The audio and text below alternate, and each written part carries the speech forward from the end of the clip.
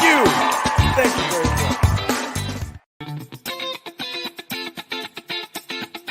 Representing the business of boxing, ladies and gentlemen, let's hear it for Manager Marty. Thank you. You're far too kind. Thank you. Thank you very much.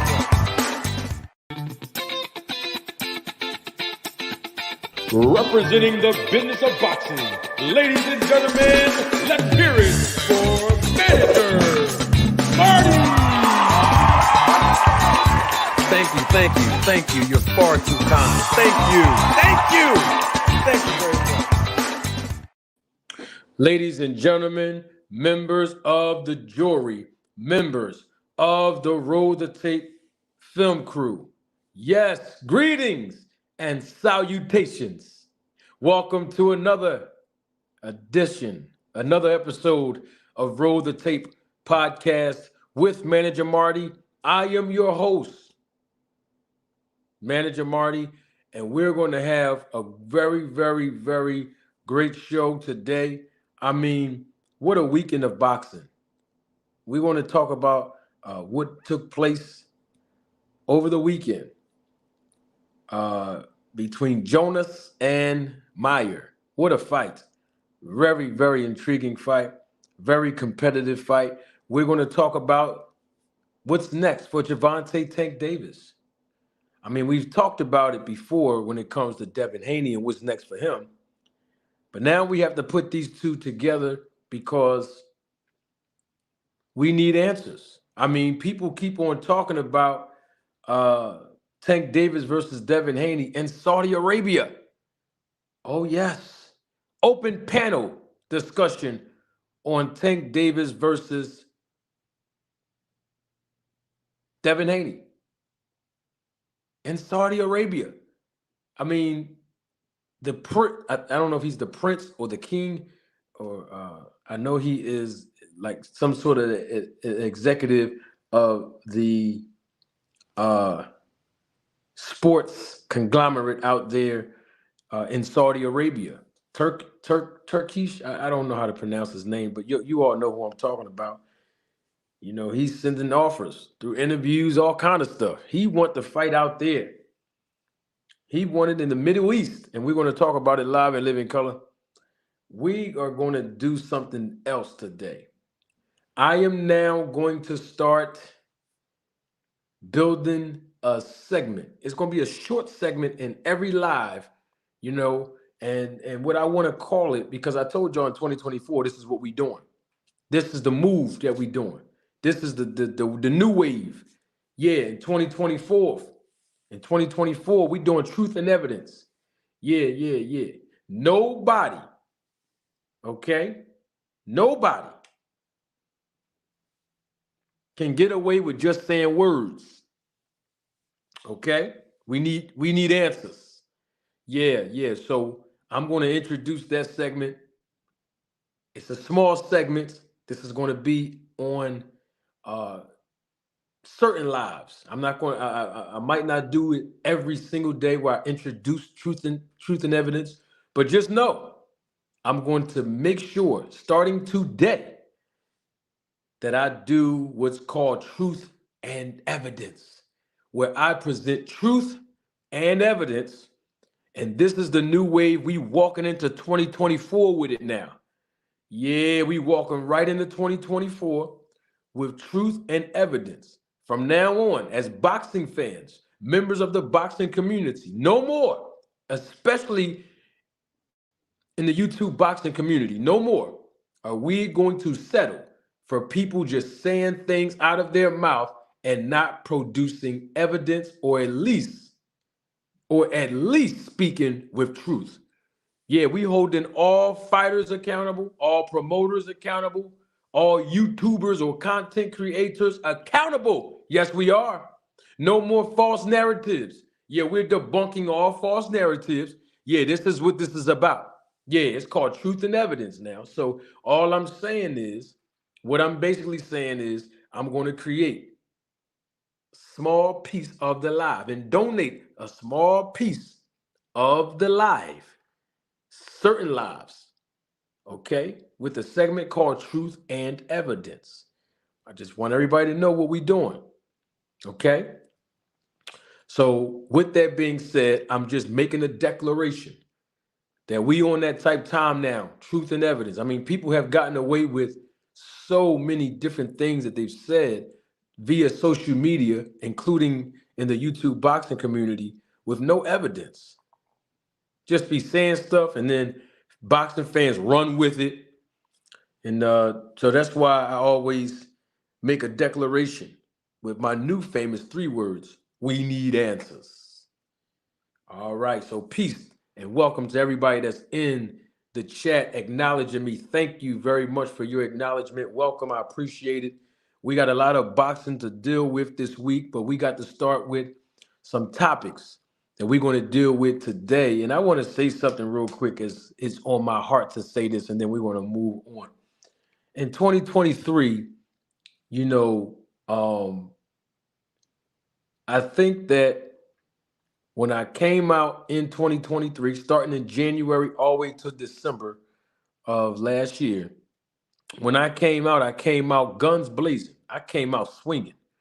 You know, a lot of people forgot that I interviewed Breadman in the beginning of last year. A lot of people forgot about that before the fight between Caleb Plant and um, David Benavidez. Yeah, Stephen Edwards. I'm talking about the trainer of Caleb Plant and Julian J. Rock Williams. A lot of people forgot that I interviewed him. Yeah, yeah, that was in the beginning of last year. A lot of people forgot about that. Then we also had the great Jeff Mayweather on the platform. I interviewed him. A lot of people forgot about that. We also have my guy, Marshall Kaufman.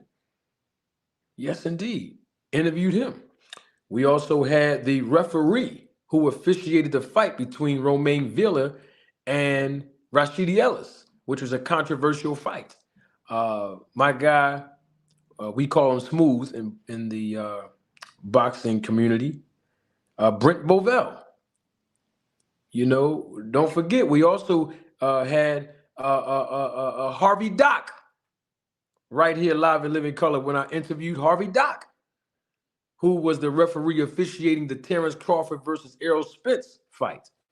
We also had Danny Davis, a man whom you've seen probably on TV a lot, especially in the earlier days uh, of of um, of when Bernard Hopkins was resurging himself as the executioner, and then of course towards the end, uh, the alien. But 14 years of him being a part of the staff, the training staff, as the cut man and the mitt man and all other training elements that he provided. I'm talking about my guy Danny Davis. We also had my good friend Alice Grady, who's a professional licensed timekeeper in multiple states here in the United States of America. We also had her here, interviewed her. Um, and of course, as you all know, we also interviewed to close out the year and then begin this year, open this year, 2024, Victor Conti. You know, so we did a lot of work now, and it all couldn't happen without the support from each and every last one of you. And so I want to thank everybody publicly for your viewership, for your financial contributions, even for your contributions with your time, which is the most important asset we have in life. So thank each and every one of you for the support and helping me grow this channel. And in 2024, we have new heights. Another thing we did was we changed it from the format of um, just doing lives and calling them lives. Remember, I was saying I'm going live and call them when I come on. I was like, "Welcome to the live." I would just use the word live a lot. But right before the summer hit, and most of y'all probably didn't catch on to it, and some of you have.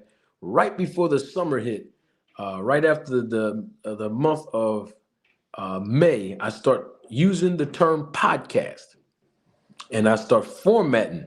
You know, you got the elevate and progressing business, and we transition from just doing just lives to podcasts and putting that podcast flavor up on the channel.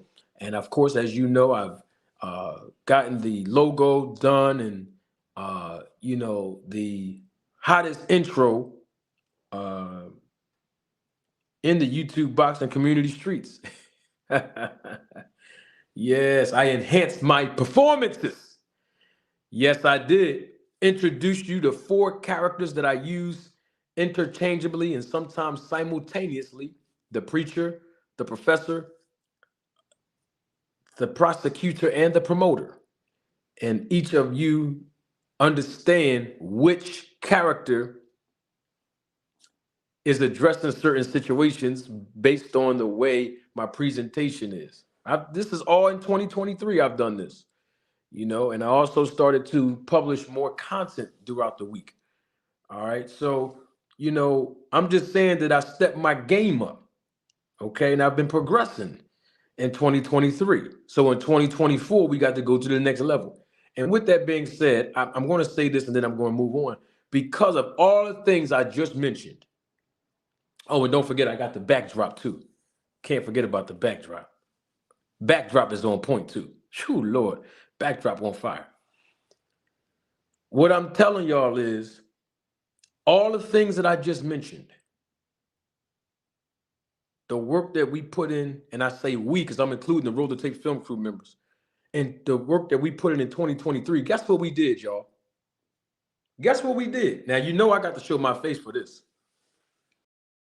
I got to show my face. I have to. Guess what we did? We forced others in the YouTube boxing community to step their game up. Yeah, we did. You see, certain people wasn't even using banners until they saw this backdrop. Yeah, you got some people right now. They ain't used to rolling the tape and showing audio clips. Yeah, not the ones that usually do it, not the content creators that usually do it. We're not talking about them. We know who the haters are and detractors are. We know who they are. I'm just saying that all of a sudden now, they just open up their videos with audio. No words, just the audio.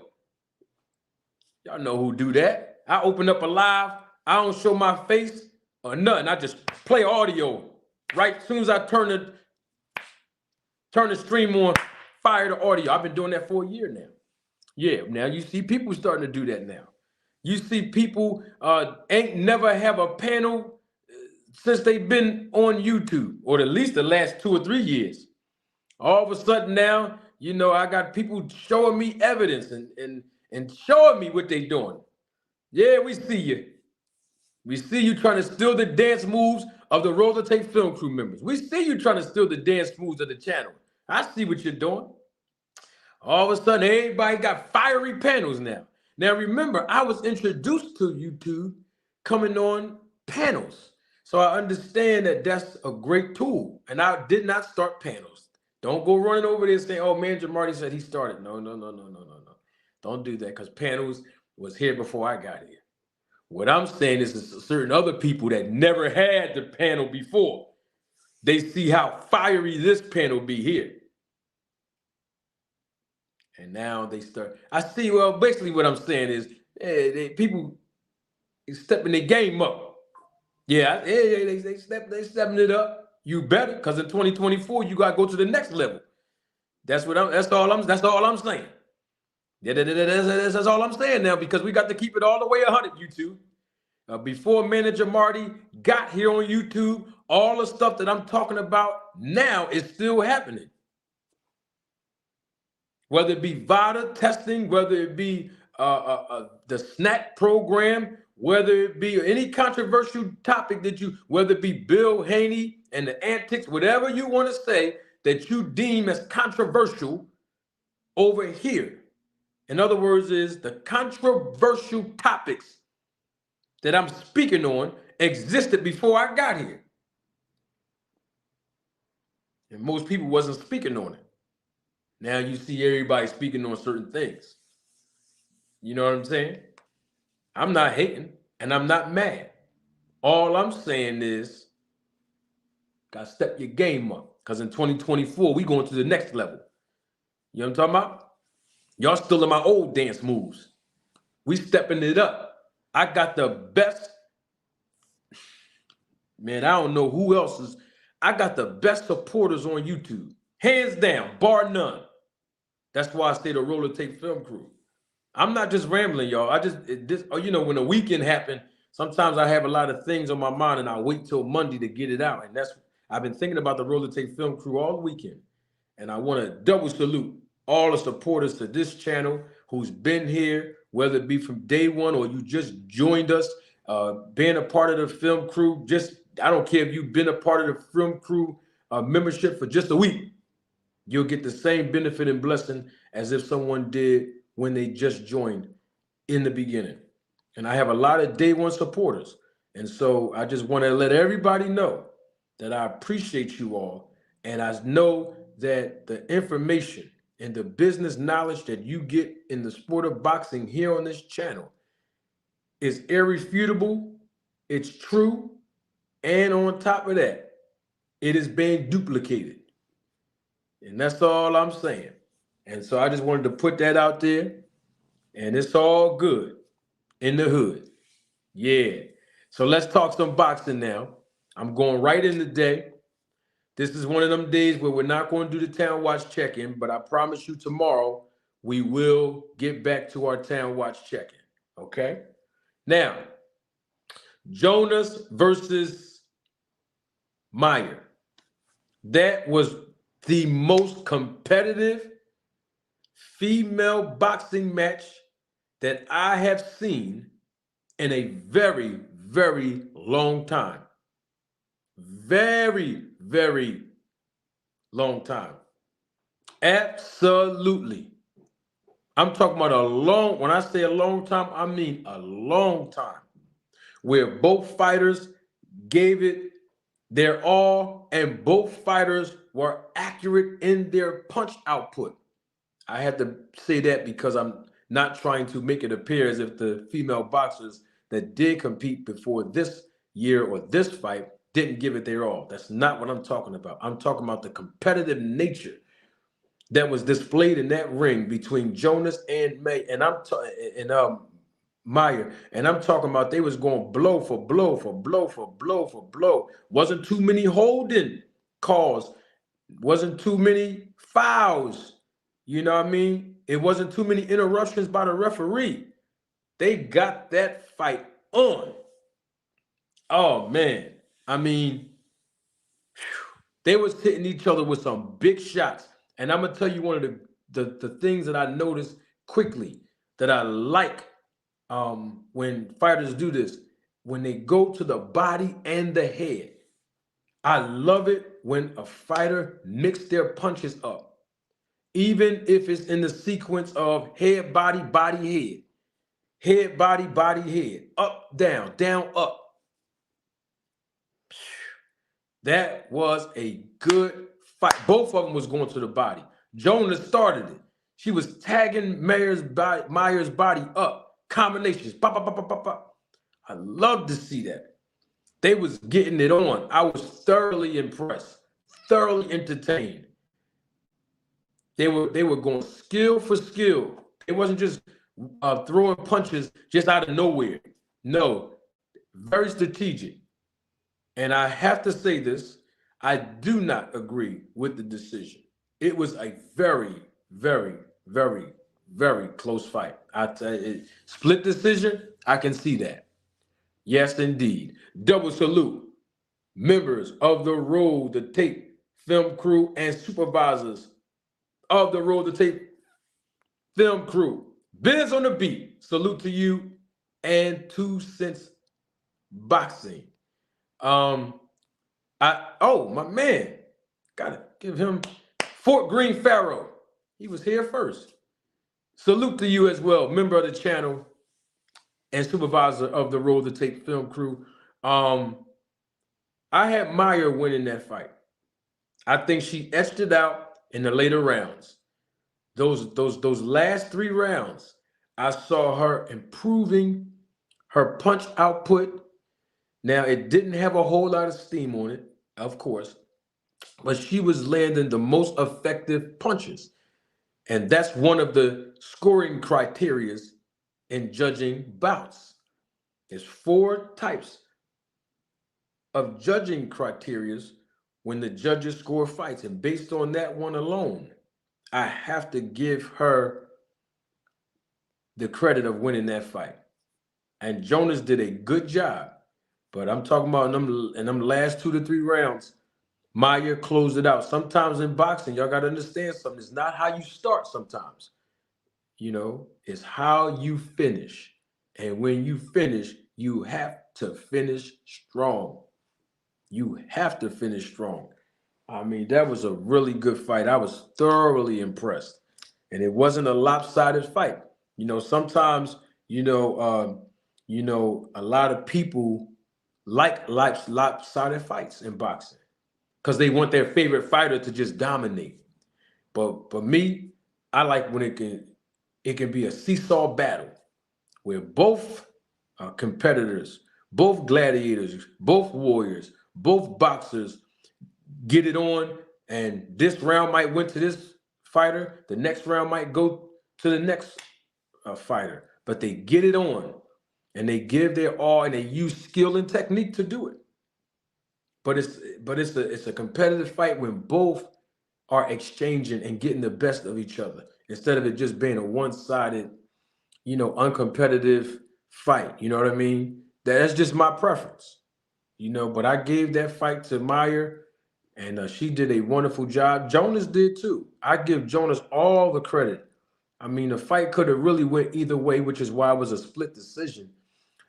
They have to run that back. Cash, they got to run it back. They have to do the rematch. Who said that? Keggy too? Man, listen, they have to do the rematch. I'm telling you, they have to do a rematch, and I mean soon too. Soon. Don't go fighting another opponent a piece and then come back. Nah. Soon. Go and get the rematch right now. Yeah, listen, man. That was I was thoroughly impressed. That's all I'm saying. You know what I mean? Yeah. Hey, who that up there? Huh? Come on, y'all coming in the chat starting already? Come on over here. Yeah, I love it when you talk to the preacher, to the prosecutor, to the promoter, to the professor in the chat. Cause when I send the kite out there, come on up, have a seat. Yeah, come on up and have a seat. Yeah, I see what you're saying in the chat. It's all love. But when I throw that chat out there, when I throw that link out in the chat in a few minutes, I want you to click on it. Click on that and come on up here and talk to me, okay? All right. Now, with that being said, before I open the panel up, because we got to talk about Devin Haney versus Tank Davis. We have to talk about that today. Open panel live discussion on that fight, particularly in Saudi Arabia. We got to talk about that. But before we do, I need to talk to y'all about Adrian Broner versus Devin Haney. I have to talk to y'all about it. I think I hinted, about it on Friday. I'm not sure, but I want to get more in depth about that fight. You know what I mean? Because I don't think people really heard why I assessed what I assessed. You know what I mean? So let's talk about it real quick. Now, we already know how this all started. Bill Haney went on social media. I don't know if he did it through YouTube or was he in an interview. I'm not sure, but I know that he did have some sort of audio video or something where he was calling out Adrian Broner. And he was basically saying things like, Adrian Broner, come and fight Devin, my son, Devin Haney, and it'll be a good fight and stuff. And some people were saying that they believe that Devin Haney versus Adrian Broner would be a good fight, and stuff like that. And I may have been asked on Friday what I thought about it, and I probably just hinted at it, but I want to go and dive a little bit deeper into it. And I want to start this off with some controversy. There will not be a good fight. And I have respect for both fighters. But we got to keep it all the way 100, y'all. Adrian Broner would benefit hugely if he fought Devin Haney. And I know people so cool with Bill Haney, that's why they scared to say what I'm saying. Some of them.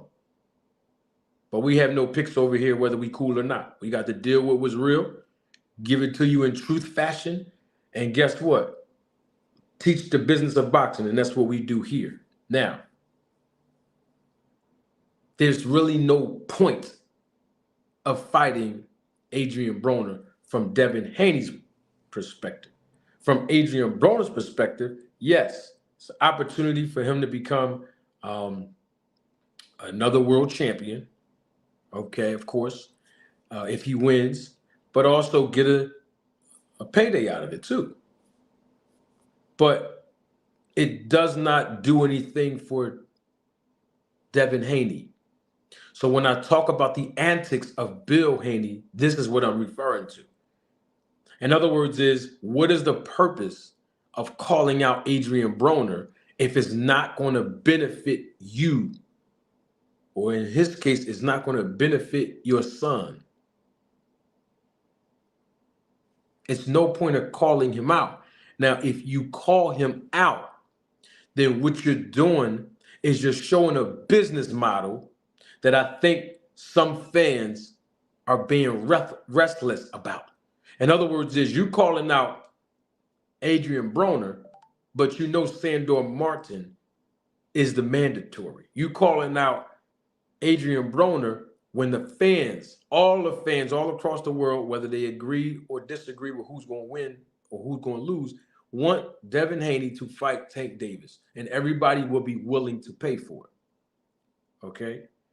And so all I'm saying is no purpose in calling Adrian Broner out. There is none. In fact, people will say, well, he's just promoting his son. Well, if you're going to promote, you got to do it in such a way where the fans will buy into it, because it's no point of fans buying into that fight when the likelihood of that fight happening is slim, because the fan base don't want to pay to see that fight. And this is not a knock on Bill Haney. That's not a knock on Devin Haney. And this is not a knock on Adrian Broner. All I'm saying is it was no point in calling out Adrian Broner. Now, did Adrian Broner respond? Absolutely. Absolutely. But here's the issue I have with that. And I know some of y'all, that are fans of certain fighters, y'all don't want to hear truth. I get it. Yeah, I know. Sometimes truth is like eating a backwards Sour Patch. You know what I'm talking about?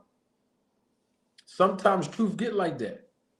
Yeah, and sometimes truth get like eating a Sour Patch. Yeah, truth is like eating a Sour Patch. Another quote again. Truth is like eating a Sour Patch. Yeah, when you first taste it, it's sour. It's hard to chew on. It's hard to suck on for long periods of time. But once you accept it, after you suck on it for a long time, after you chew on it for a long time, and you meditate on it, and you acknowledge the truth, and you agree with truth, guess what happens? It gets sweeter and easier to digest. Yeah, that's one of the characters simultaneously being used. Stay with me now. So the truth will set you free. Now we got to deal with it now. We know that Adrian Broner has 4 losses on his record. And there's nothing wrong with having losses on your record. There's nothing wrong with that, especially in boxing. You win some, you lose some. The problem with this is that Adrian Broner is not the only one that had have a loss on his record. You know what I'm talking about? You look at the last 6, 7, 8 opponents that Devin Haney has faced. All of them had loss on their record at least once. We haven't seen him fight somebody that's undefeated yet. And we also got to deal with another truth. The other truth is that if you look at your screen right now, from 2019 to now, how many years is that? That's 5 years. In the last 5 years, Adrian Broner fought just 3 times. Stay with me, y'all. Y'all got to stay with me now. Adrian Broner fought 3 times in the last 5 years. You ain't gonna hear nobody else on YouTube break this down like this. Stay with me. I'm gonna say it again for the people in the back. Adrian Broner fought 3 times in the last 5 years. And from Manny Pacquiao to Santiago, he came off a 2-year layoff. And then from Santiago to Hutchinson, he came off a 2.5-year layoff. And of course, it wasn't his fault, because that last fight with Bill Hutchinson, that probably was going to happen at a later time, because he was supposed to fight on BOK Prime with 3 different opponents that fell through. Okay? Now, look at that you see on your screen, where he come off of 2 different layoffs consecutively, 2 years apiece, fighting 3 times in 5 years. And then when we look at his age, we got to factor that in as well. Adrian Broner is 34 years old.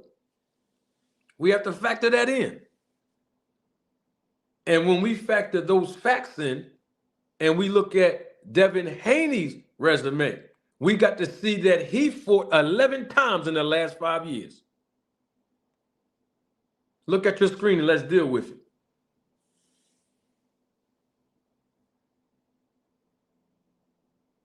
11 times in the last 5 years. Very active in 2019. He fought 4 times. He fought once in 2020. Of course, the pandemic may have had a lot to do with that. He fought twice in 2021, twice in 2022, and then, of course, twice in 2023. And he did fight one fighter in the last 6 or 7. I stand corrected. George Kambosos was undefeated. But the issue that you'll see with these fighters, they're 30 and up. All of them fights, at least 6 out of the last 7 were against fighters that were 30 and up. Okay? So that's what I'm talking about. So Adrian Broner fits the bill, no pun intended, to fight Devin Haney. You know what I'm talking about? We got to deal with what's real now. So all I'm saying is, when you look at the activity of Devin Haney fighting 11 fights in the last 5 years, as you see on your screen, and most of the fighters, of course, were 30 and up, and then you make a comparison to Adrian Broner fighting 3 times in the last 5 years, coming off of 2 back-to-back layoffs within 2 years apiece, and the fact that you incorporate Adrian Broner's age at 34 years old, we need answers. I know people don't want to hear this because it might not sound favorable, but these are all facts here. I'm not saying anything that's my opinion. These are all facts that I just laid out before you. And so right now, once again, when I talk about having a connection to the fan base to develop and transition Devin Haney into a superstar, this is what I'm talking about. This is one of the examples I'm talking about. When I say Bill Haney and the antics, there's no point in calling out Adrian Broner with the facts that I just presented to y'all. There's no point. Because the whole goal is to transition Devin into a superstar. him beating Adrian Broner is not going to propel him to being a superstar. And that's not a disrespect to Broner. I'm just saying he has been inactive. In fact, he came off of it. He's still coming off of an injury, which is why he didn't fight in the last fight under Don King. Okay? So when you factor all of those elements in, we want to see the best fight the best. That's what y'all say, right? So if we all want to see the best fight the best, then nobody should be talking about Adrian Broner versus Devin Haney. Or you just saying Devin Haney and Adrian Broner is a good fight because you cool with the Haneys. Or you have a relationship with the Haneys. So you want to keep driving the narrative. I don't know. I'm not sure if that's what's going on or not. I'm just saying that's a possibility. Because people are not giving the facts that I just gave. I'm just keeping it all the way 100. So if those facts that I just gave are facts, it was unnecessary for Bill Haney to mention Adrian Broner's name out of the clear blue. Because people won't give Devin Haney the credit that he deserves if he beat Broner, who's a former world champion, a legend in this game. Because they're going to say, oh, he was coming off an injury. Oh, he only fought 3 times in the last 5 years, so he was inactive. Oh, he's 34 years old. Oh, Broner can sell tickets, but he's over the hill. This is what people are going to say. Why get into a social media beef going back and forth when even if you did fight Broner, it wouldn't look good for you if you win? And it's not going to do nothing for your career. These are the examples that I'm giving when I illustrate my points. There's no point. Okay, I'm just keeping it 100.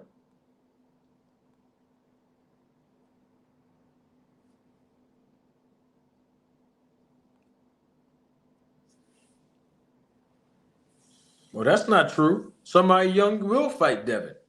Shakur Stevenson. Don't forget about him. Now, of course, he would have to move up in weight. I recommend that Shakur stay at 35. You know what I mean? I recommend that the young man stay at 135 pounds. He just got there. Let him get an opportunity to become a world champion in another division and basically dominate that division. You know what I mean? Yeah, and he has the potential to do it. Shakur Stevenson does. You know what I'm saying? I like Shakur too. You know what I mean? But I'm just saying, y'all saying nobody younger fight him. Yeah, he will. Shakur Stevenson jumped right in that ring after Devin Haney fought Lomachenko. Jumped right in the ring like all other fighters do. Like Devin Haney did Lomachenko in Lomachenko's last fight before fighting Devin Haney. He jumped in the ring on Lomachenko, right? Tyson Fury jumped in the ring, right? On Wilder, right? Errol Spence jumped in the ring on Sean Porter. Danny Garcia jumped in the ring on Errol Spence. Manny Pacquiao jumped in the ring. Errol Spence called him right over after the Mikey Garcia fight. These things happen in boxing. We know this. But when Shakur Stevenson jumped in the ring, of course, unfortunately for him, he didn't get the response that he was expecting. He was expecting to have a dialogue, you know what I mean, with Devin Haney. And y'all know who started that trend, don't you? Bernard Hopkins and Sugar Shane Mosley. Y'all remember that? When Floyd Mayweather fought Juan Manuel Marquez. Y'all remember Sugar Shane Mosley jumped right in the ring. And you seen Bernard, B-Hop was, he was doing what he was supposed to do as a promoter. He was instigating it. And Sugar Shane walked up to Mayweather while he was getting this interview on with Max Kellerman. You see? Yeah, it's nothing new. Y'all know what it is when fighters jump in the ring. They supposed to be next. And you seen what happened after that. Eventually, Floyd fought Sugar Shane Mosley. It's good business. It's just an appetizer. But Shakur Stevenson didn't get the reaction that he was looking for. And some Devin Haney fans didn't get the reaction they was looking for either. With all of the things that Bill and Devin said through social media, with all the things Shakur Stevenson said to them on social media, we always expected for both of them to go back and forth in that ring and say they want to get it on. When I say back and forth, I'm talking about verbally. But Devin Haney left the ring. Now, I did hear Bill Haney say in an interview, I heard him. He was asked the reason of why they left out of the ring when Shakur jumped in there.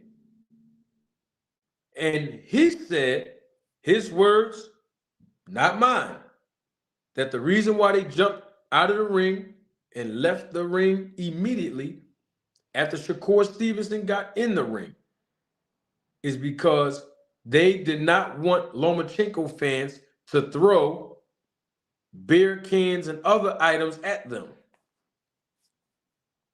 in a hostile way because Devin got the decision over Loma. That's what Bill Haney said. I heard him with my own ears. That's what he said. That's the reason why they left out the ring. Now, last time I checked, that fight was in Las Vegas. I haven't seen nobody do that yet. I haven't seen it. Not saying it didn't happen. But I haven't seen Lomachenko fans. I've seen them throw temper tantrums. That's the only thing I really saw them throw. They threw a temper tantrum because Lomachenko lost. But I didn't see or hear about nobody from Lomachenko's fan base, whether they're American or not, throw anything at the Haneys or anything like that. I haven't seen or heard that. Y'all probably have. But I'm just telling y'all what the man said. That's all I'm saying. That's what he said.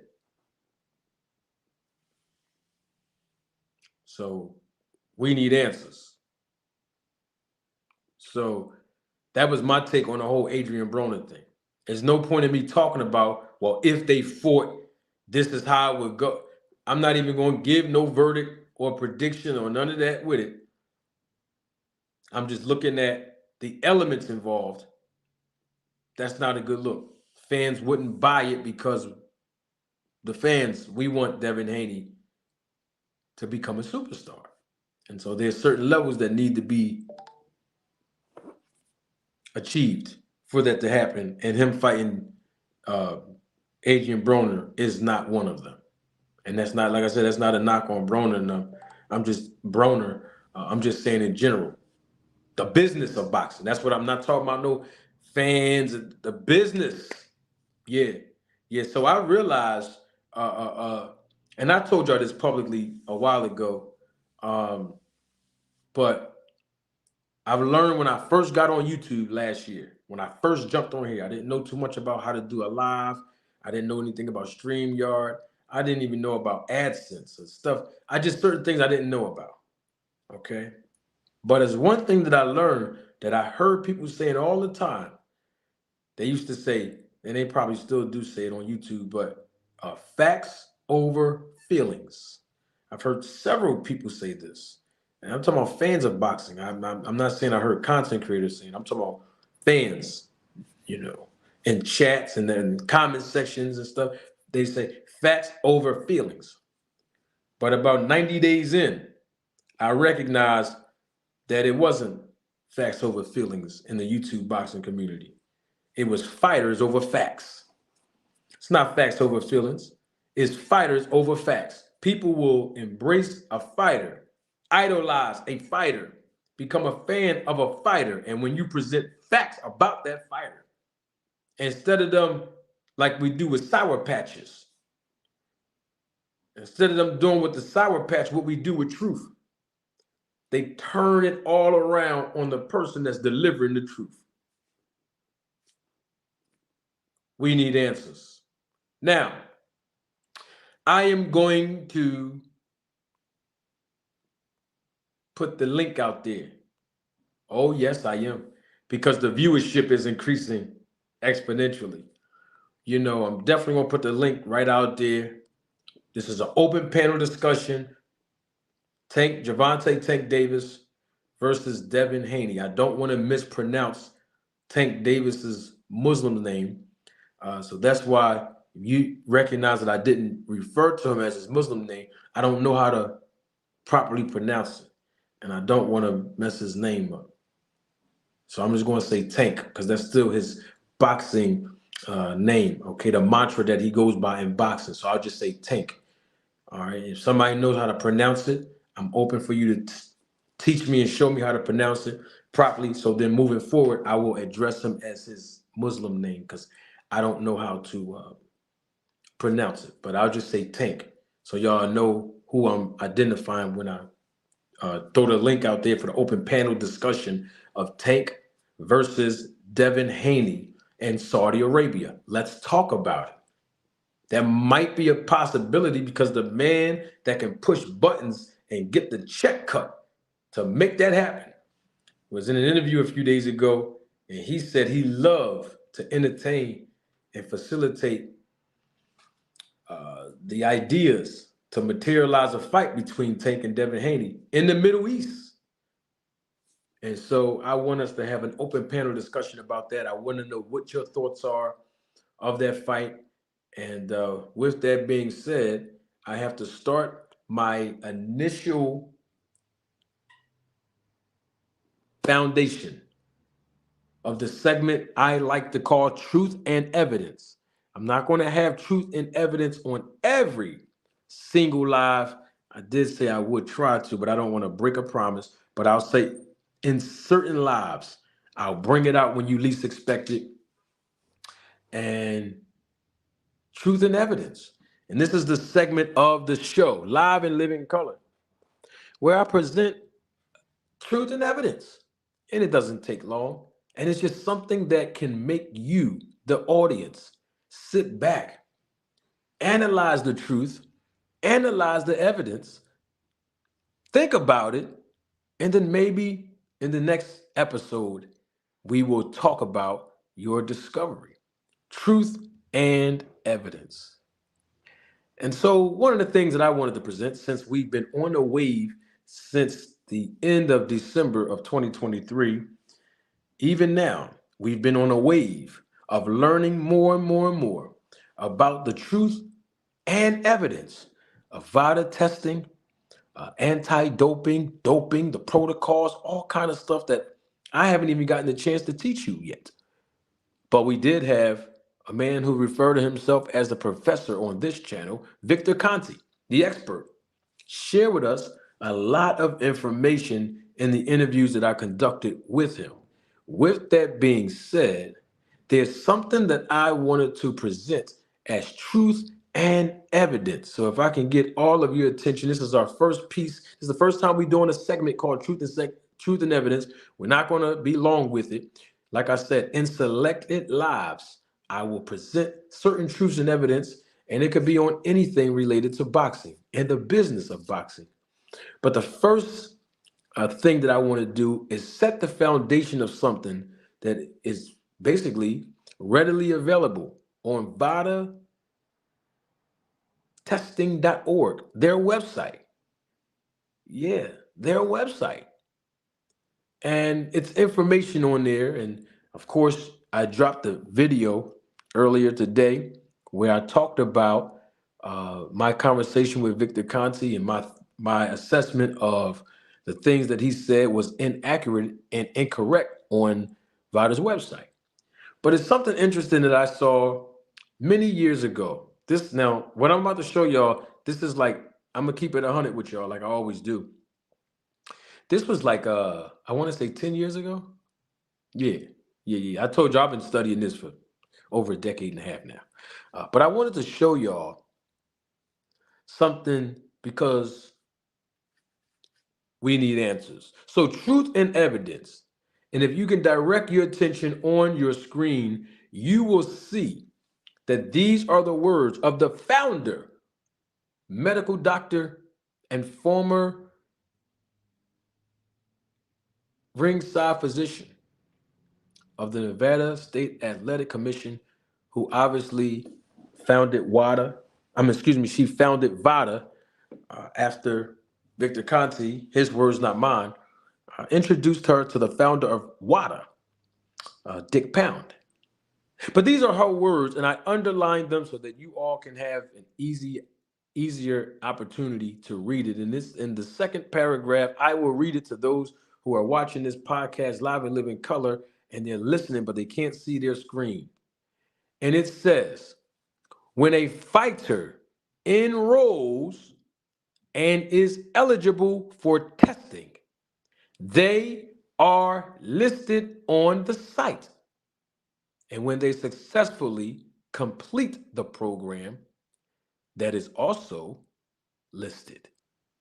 If a fighter tests positive, they are removed from the site.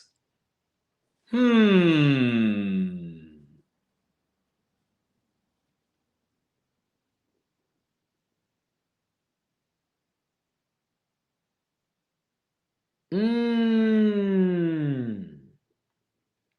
I'm going to read that again. These are the words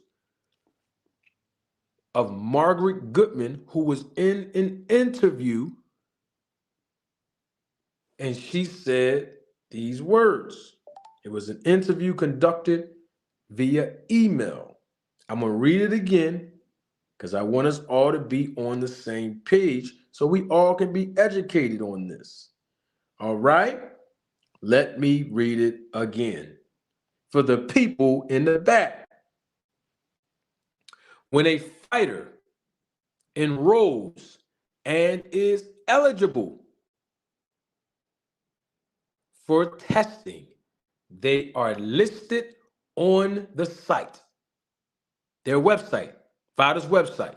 Okay, when they enroll and they are eligible for testing, they are listed on VADA's website.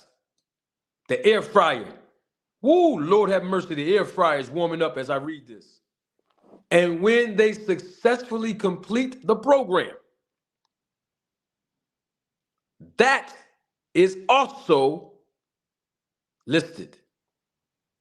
If a fighter tests positive, they are removed from the site.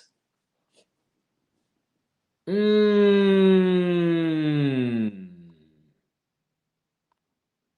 need answers.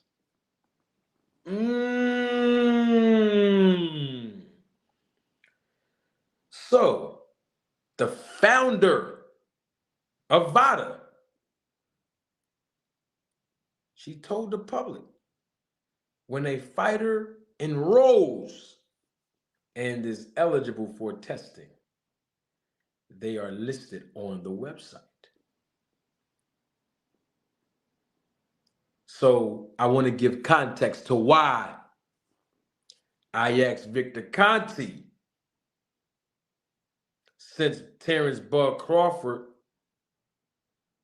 joined the SNAC program before fighting Errol Spence Jr.,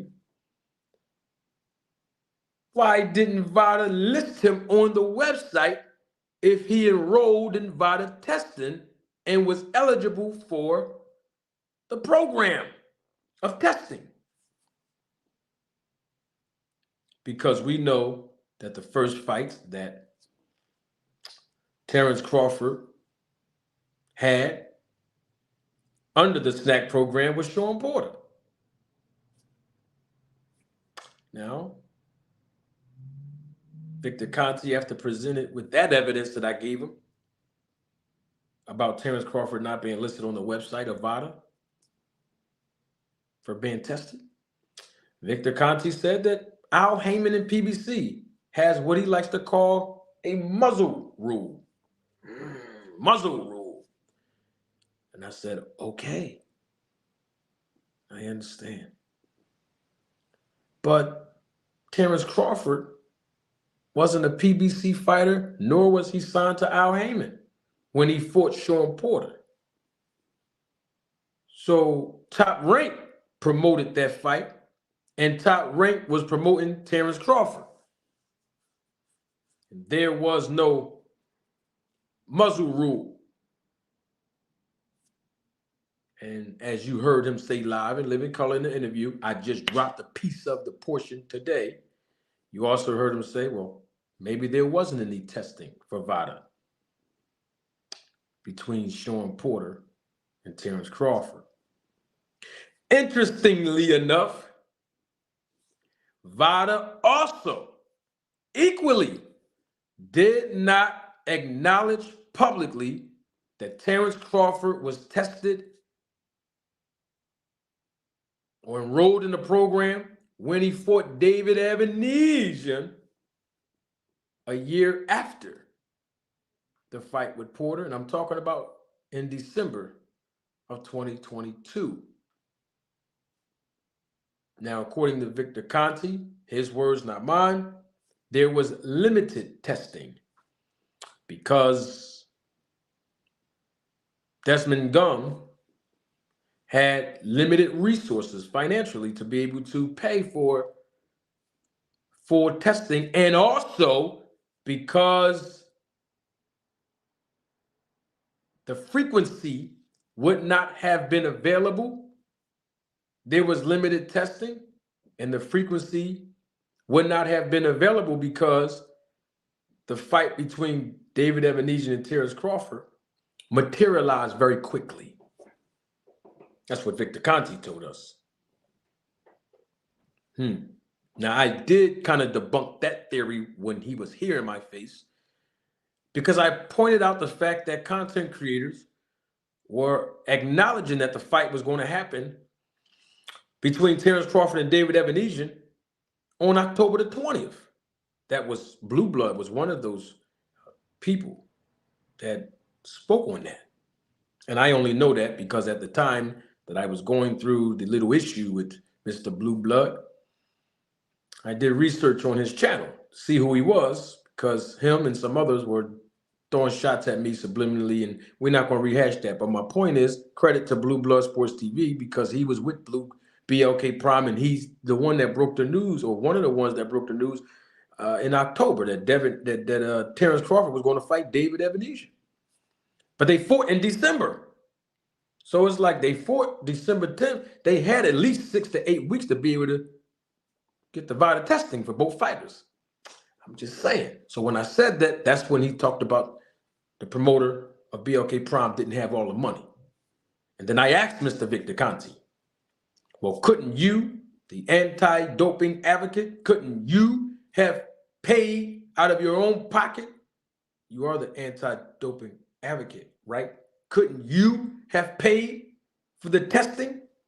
Since Terrence Crawford is under the SNAP program, and you always say you got to protect your fighters. That's what Victor told me. I got to protect my fighters and make sure the other guy's not cheating. Couldn't you have paid for it? And he agreed. And his voice changed when I said that. And he said, yeah, I could have paid. So we need answers.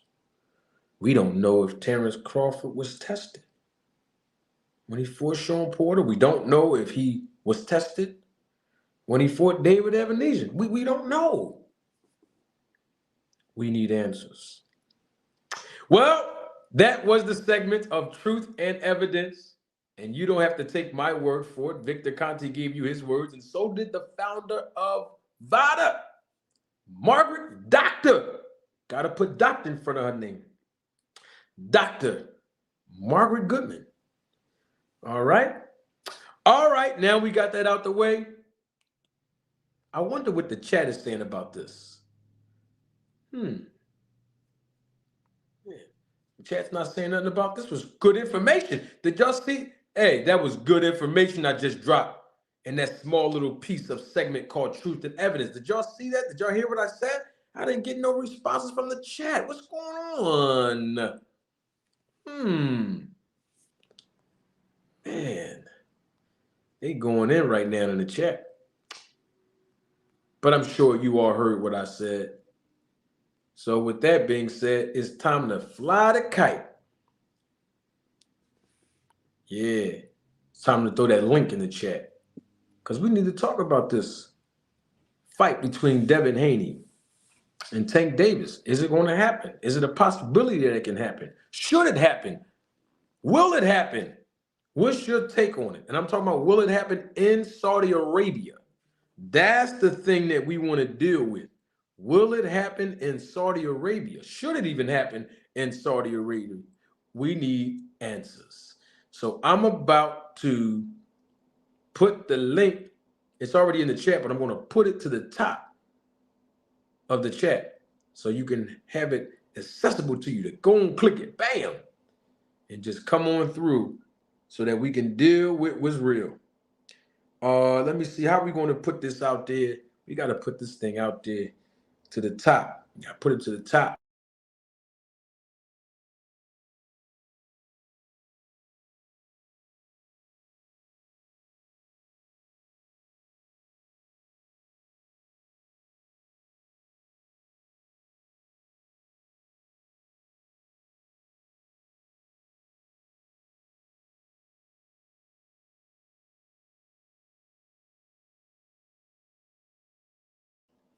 Yep, pinned to the top now.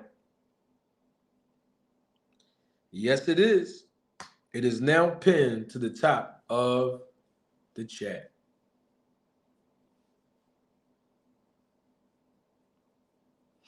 I see you, 2 Cents Boxing.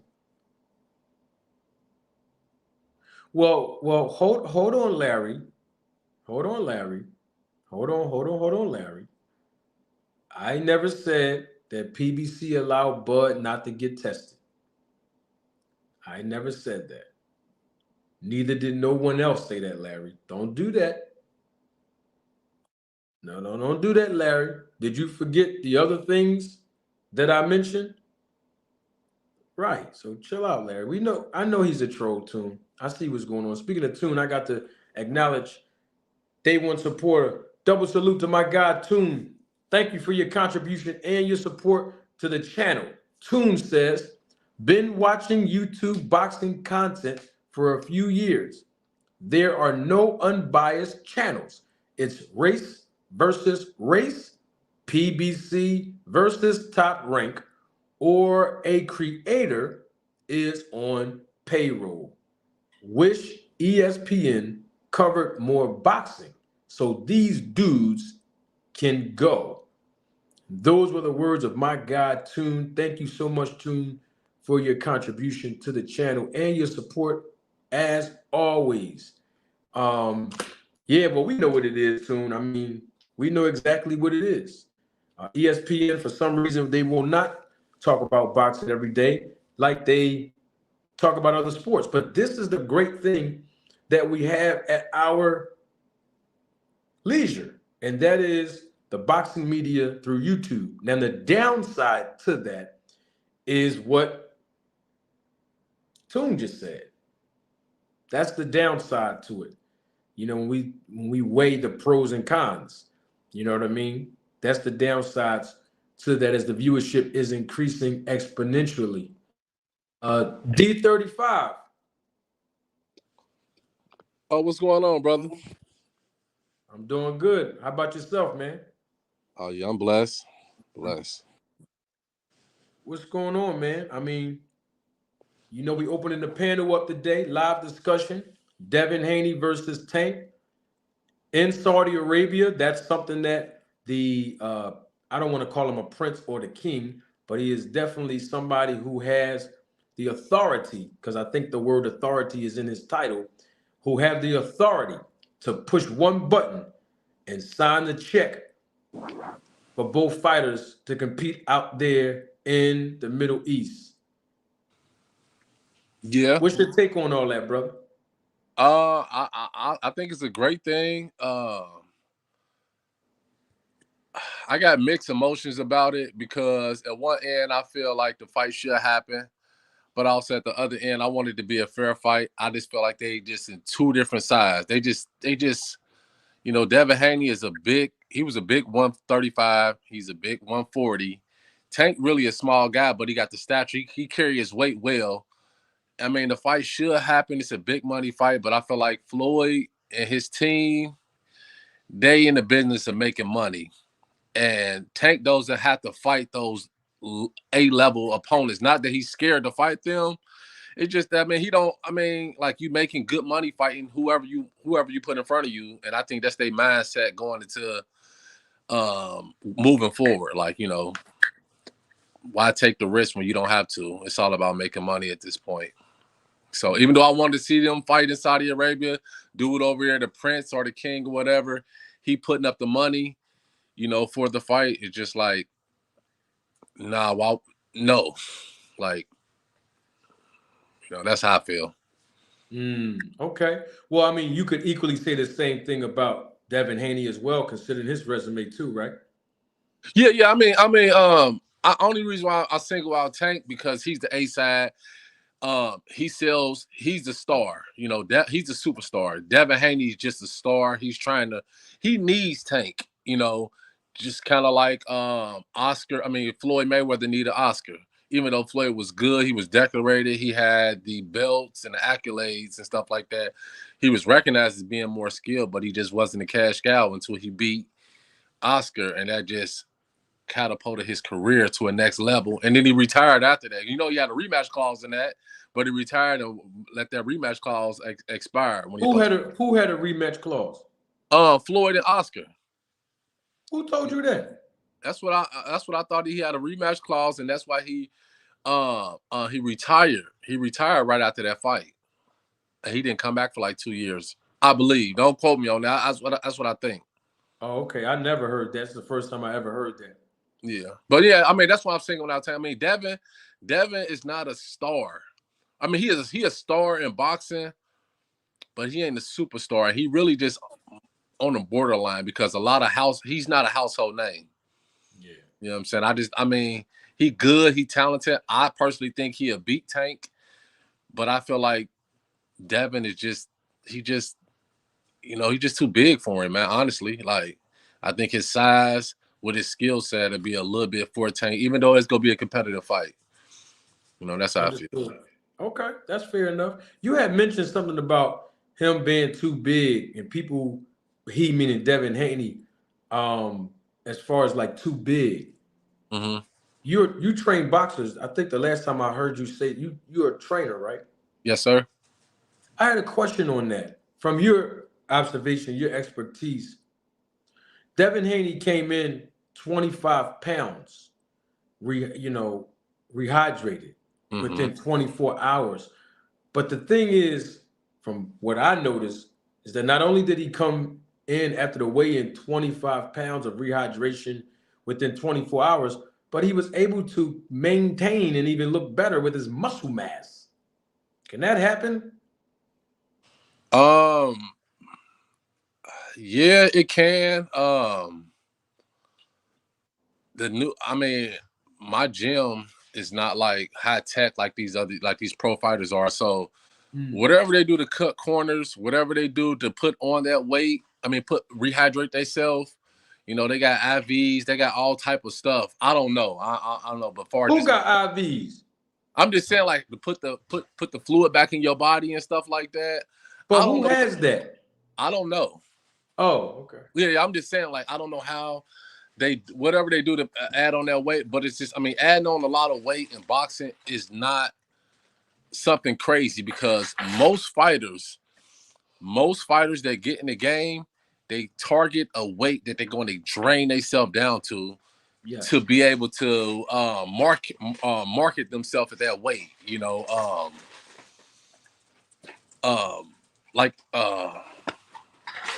like anybody, like David Benavidez. All the fighters do it. Yeah, all the fighters. It's a business. You know, like I walk around at 200 pounds, but if I can get all the way down to 170, 165, or 160, I don't care if it killed me, and then rehydrate myself as much as possible. You know, then I have a clear advantage in the strength and the weight department if I don't kill myself trying to do it. You know, all the fighters does it. So I ain't really too much concerned about that, you know. It's just a part of boxing, man. It's a dirty game. I mean, you never really get a evenly fair match because of that. You know, fighters walking around weight at 180, but they're able to drain out to 147 or 140. You know, Devin Haney, I mean, he clearly a 175-pound naturally dude, but he was able to get down to 135. You know, until he couldn't get down there no more. Then he went up to 140, and then you really seen like how he really filters out, just like Charlo. You know, Charlo fought at 154 his whole career, but he was able to go up to fight Canelo at 158, 168. I mean, so I don't know. It's just the name. I mean, just the name of the sport, man. Mm-hmm. Yeah, I mean, the thing is, when you look at this part, and I have to say this to you because you said after he fought De La Hoya, um, we know that he fought De La Hoya first, then he fought Ricky Hatton, then he retired, came back. I think he retired then for about a year and a half, 2 years. Then he came back and fought Juan Manuel Marquez because remember, when Juan Manuel Marquez knocked out the baby boy Juan Diaz with that uppercut, bang, and Mm-hmm. then he called out Mayweather. And that's when Mayweather was like, oh, all right, a Mexican called me out. That's what he do. He came back and he fought out of retirement. He came back and fought Juan Manuel Marquez. I just wanted to. I thought in the ring after that Oscar fight, he announced his retirement. Says this time is dedicated to his children. He He did, but I don't think I don't know if he took 2 years off. Is what I'm saying. I'm yeah, not I don't sure know. if that time. Yeah, I'm not sure if he. I know he retired twice. I know he retired twice. I know he took time off after the Oscar fight, Yeah.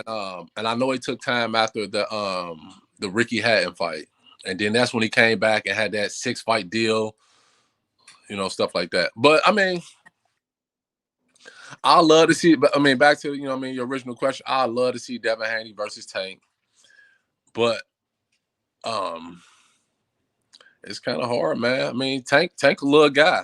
You know what I'm saying? Even though I feel like if they were the same size, then I would get an edge to Tank. But just by Devin with his skill set, with his body type and his defensive mind, I think that's the only missing link to beating Tank. I think a lot of fighters get in the ring and they are competitive with Tank, and they look at him like he's a little dude with short arms, and then they get overconfident, over aggressive, then they get hit with that night, and it's over with. Like a lot of these fighters, like they usually up on the scorecards, or not like they up like 6-1 or something like that, but they're just up. They're usually going into that fight winning or up around the two are as competitive, and then they get overconfident. You know, Ryan got overconfident, came rushing in. He got knocked down once, then learned his lesson, came, tried to come in there again. Tank was ready. Tank is a possum with explosive power. He let you think that you go be able to do something. You can hurt him because of his size and think he's short and little, but he got skills in the ring, and he knocked most of his opponents out.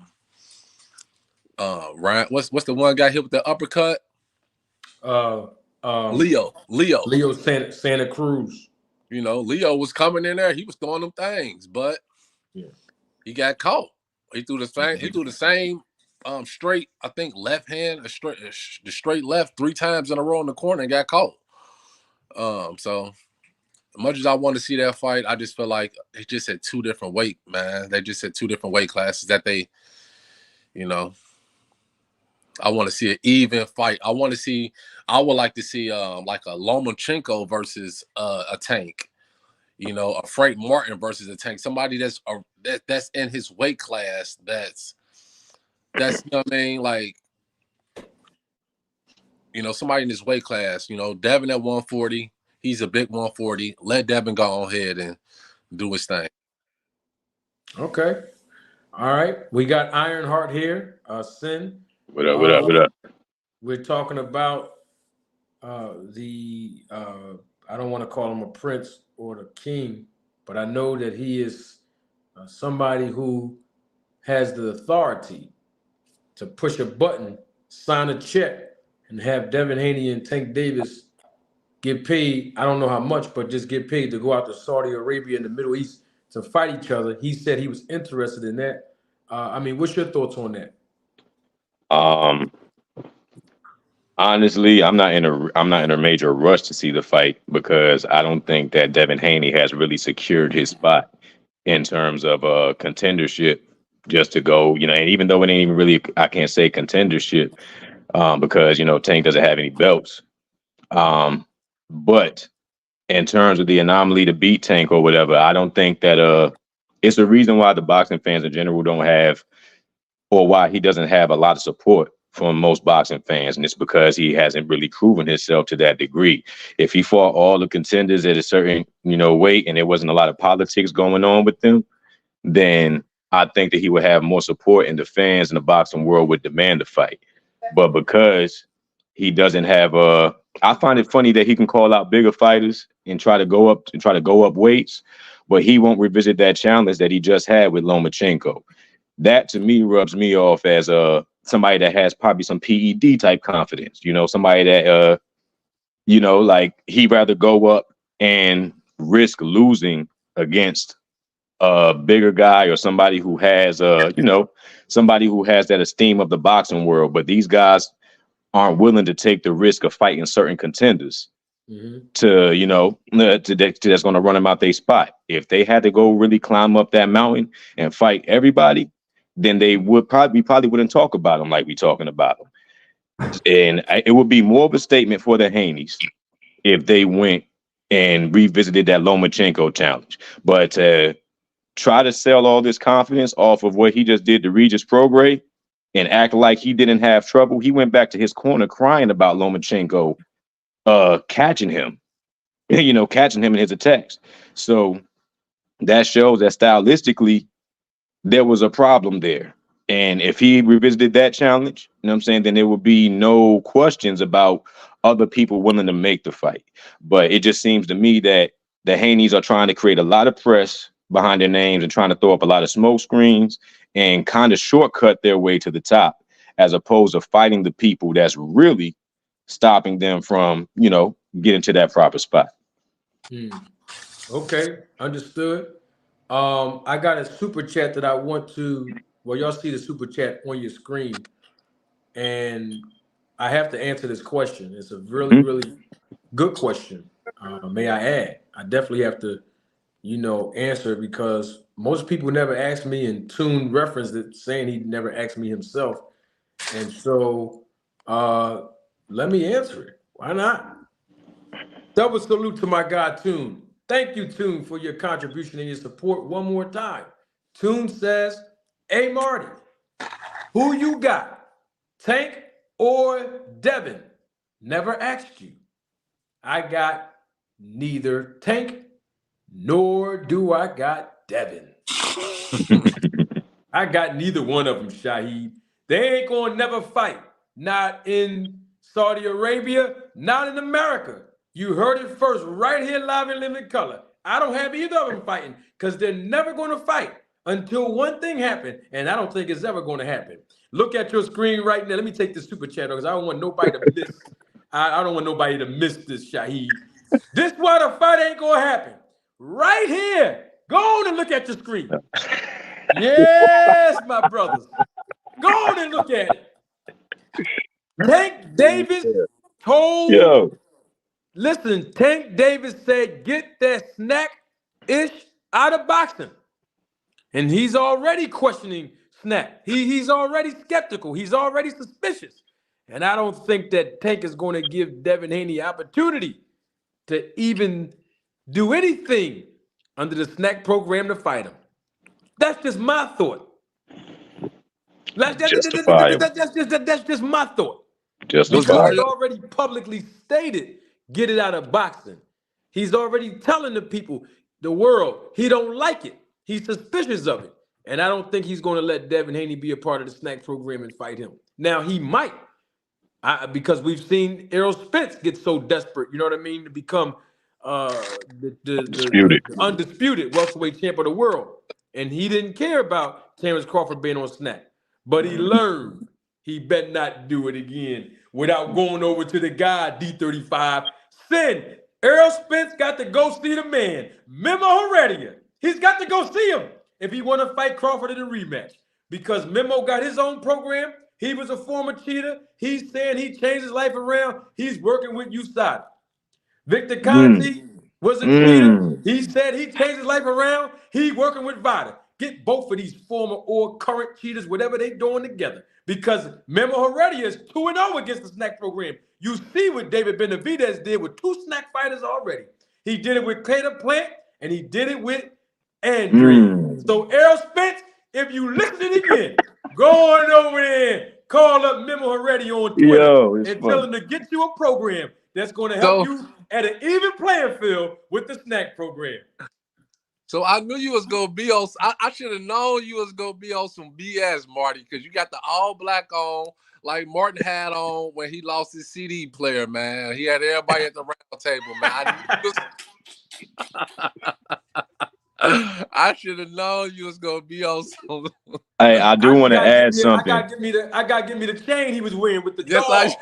The chain with the dog, the Nino I want to Brown add joint with the something. dog. As far as stylistically, I do think that it's a fairly competitive fight. You know, if Snack wasn't involved, I do think it is a competitive fight. As far as Devin Haney has reach and he throws good volume, and Tank isn't going to be in an unfamiliar world until he has somebody that is, you know, somebody has to come with tremendous volume and be a decent guy, you know, with footwork. And they got to put Tank so far behind on the scorecards that Tank has to come out of his shell, and Tank would have to, you know, like, I don't think that Tank could fight Devin how he's fought other fighters in terms of throwing away rounds and just waiting to catch that moment. Tank kind of has to work at a higher rate from the jump, because if it gets to round 6, round 7, round 8, and Haney has actually had a lot of success and is surviving, and it gets to that point where Tank has to get the knockout, that's going to be a problem. And that's the problem with all big punches. You know, like even with Canelo, he's thrown away a lot of fights to guys that he could have beat, but he don't have the work rate. And you know, a lot of those guys are looking, you know, you got coaches that will take these fighters, and the coaches will kind of be fans of the fighters, and they'll just work on that one good shot, that right hand, that Deontay Wilder right hand. Everybody talks about the right hand, not realizing that Deontay Wilder, 90% of those knockouts came from the right cross. As a heavyweight, that's damn near the ending result for anybody that hits you with a step through cross that's 215 pounds and above. But that same power does not register when he throws hooks and uppercuts. I haven't even seen him throw a sound hook or uppercut.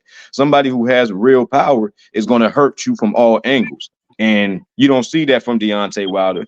And that's just a simple tool that they could add to him being a big puncher. That's a simple tool that they could add to him. And you can get 4, 5, 6 more years out of his career. But because you got these guys that's working on the one skill, the one thing, a lot of these fighters come in, you know, their opposition is going to come in and know that if all I got to worry about is one big punch, if I could survive that and outwork this guy and put him in unfamiliar territory, I got a chance.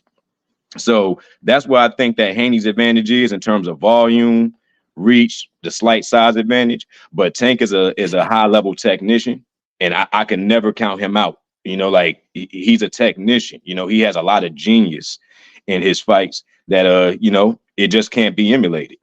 So that's my take on that. Got you. Before I go to Shahid, I have to bring out facts again. And y'all look out for it. I might drop it tomorrow, or I might drop it Wednesday. But a video is coming out this week, early this week, because there's some similarities I've seen in 3 fighters that's on the snack program. And speaking of the snack program, the reason why I say Tank, you know, he's suspicious of it. A lot of people are suspicious of it, especially when we talk about someone like a Devin Haney. Now, before you two guys came up, D35 mentioned how Devin Haney's the bigger guy when it comes to him fighting Tank Davis. You know, we already know he rehydrated 25 pounds, you know, for the fight against Regis. But the part that raised my eyebrows is the fact that when he did rehydrate, he was able to maintain and even gain a little muscle mass. And I got a picture right here I want to show each and every last one of you.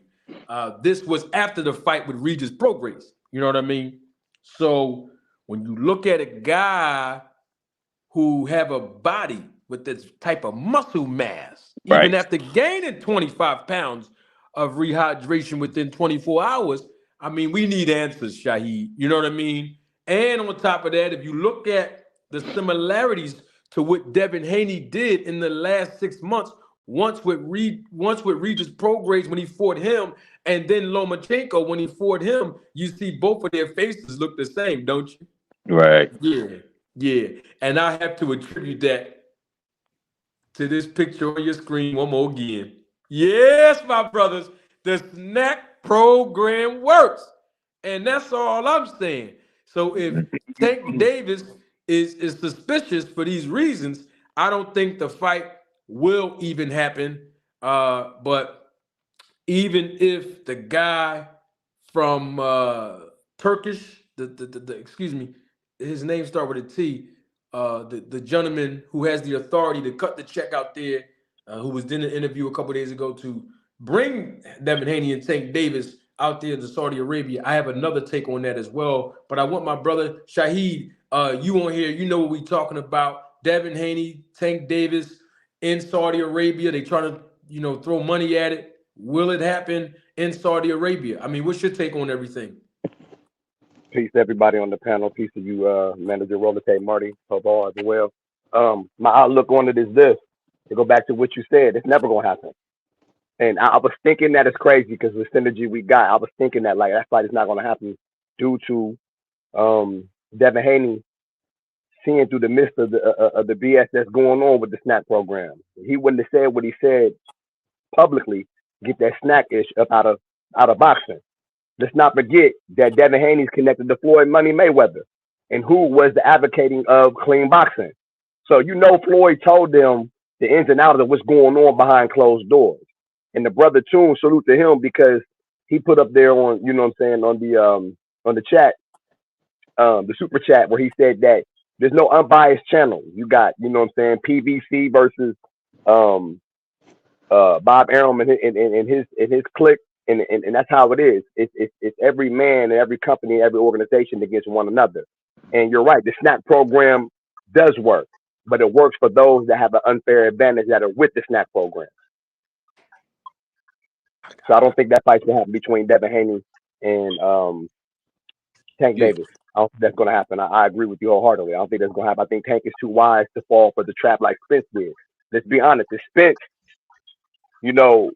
would have been a little bit more cautious, that hit. Because let's be honest, I think this whole thing is a hit. They don't like Al Heyman running boxing. They didn't like Al Heyman, you know what I mean, having all the fighters and the juice. So what do? You conjure up a whole program that's probably connected to, Al Heyman because, when Conti was on your channel, he had the nerve to kind of lightweight diss Al Heyman, you know what I mean, by making false allegations and whatnot. So I honestly think that someone sent Victor Conti and he's seeping through the cracks to let these fighters get in here, you know what I'm saying, to enroll in Bada. What does he got in? Why would you enroll a fighter in Bada? So Tank is seeing through the midst of the BS to where he's not falling for the okie doke like his homie Spence did. Not just this Spence, but Spence was conjured up against, and they brought the SNAP program, like you said, it worked. So I don't think they'll ever fight. You got it. We got my guy, Green Pharaoh here.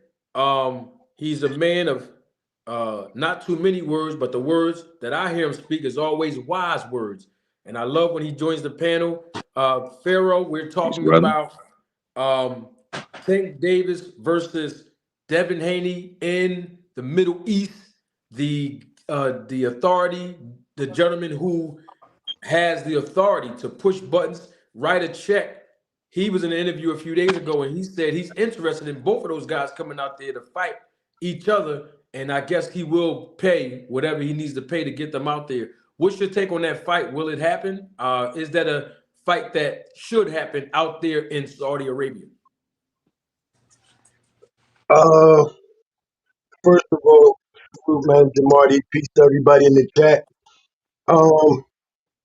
My humble opinion, for legacy reasons, absolutely, this fight needs to happen. The business side of things, I can see why it's not happening. Tank is somewhat of a dynamo. You know what I mean? The kid is star-studded.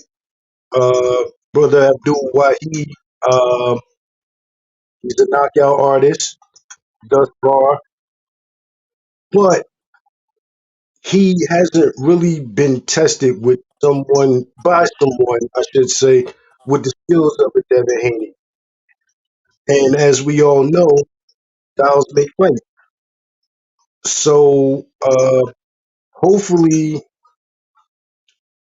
it's going to take more than two Ferraris in his driveway just to get him out of the bed.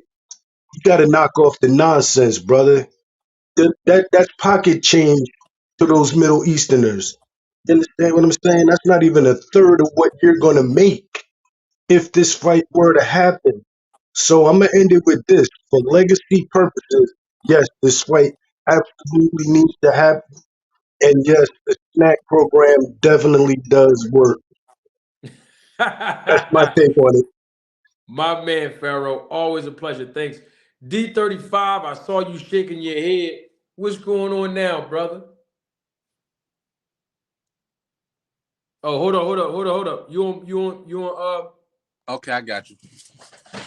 Yeah, I mean, everybody entitled to their opinion. I just feel like the snack program, that's a whole nother day argument, a whole nother debate. I ain't gonna say argument, but a whole nother debate. I mean, if you feel like the snack program is something illegal about it, hey, that's on you. I don't personally. But far as Devin Haney, be able to put up rehydrate yourself 25 pounds, like I said before, it's part of boxing. Go to any other fight, they all do it. But like my man said, the sin, he was spot on about the Tank and Devin Haney fight.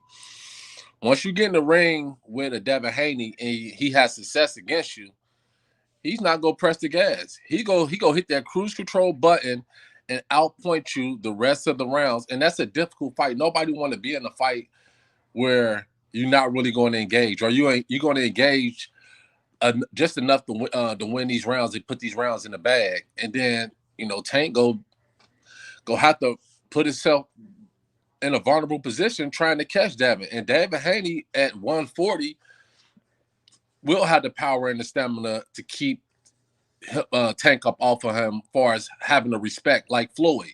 Floyd wasn't the biggest puncher, but he had enough power for you to respect him. And most of these fighters didn't walk in there. And the only time a fighter walked in there, he was throwing elbows, headbutts, knees. That was Madonna, Most of these fighters, even Cotto tried to rough him up, but he knew, like, hey, I'm getting hit with shots that I don't see. Them things hurt, them sting. And I think that's what Devin Haney possesses over Tank. I think it's just not go. They not go fight Floyd and Al Heyman and Leonard Ellaby. They ain't to making money. They ain't in there to be in there with them tough fights, especially if I already have a superstar on my hand. It doesn't matter who he fights. He's gonna make the money. They gonna generate enough money around him. The superstar's going to come out. So, like I've been saying it for ever since Ryu won against Chris Colbert. That's who he go fight next. That's who I think Tank is go fight next. He don't need a Devin Haney. Let Devin Haney go fight Telefimo. Let him go fight AB. Let him go fight somebody in his own weight class. Fights. It ain't even a big enough fight to me. It's not even a super fight. It's not a fight like Ryan and Tank. That was a super fight. Everybody wanted to see it. That generated a lot of money.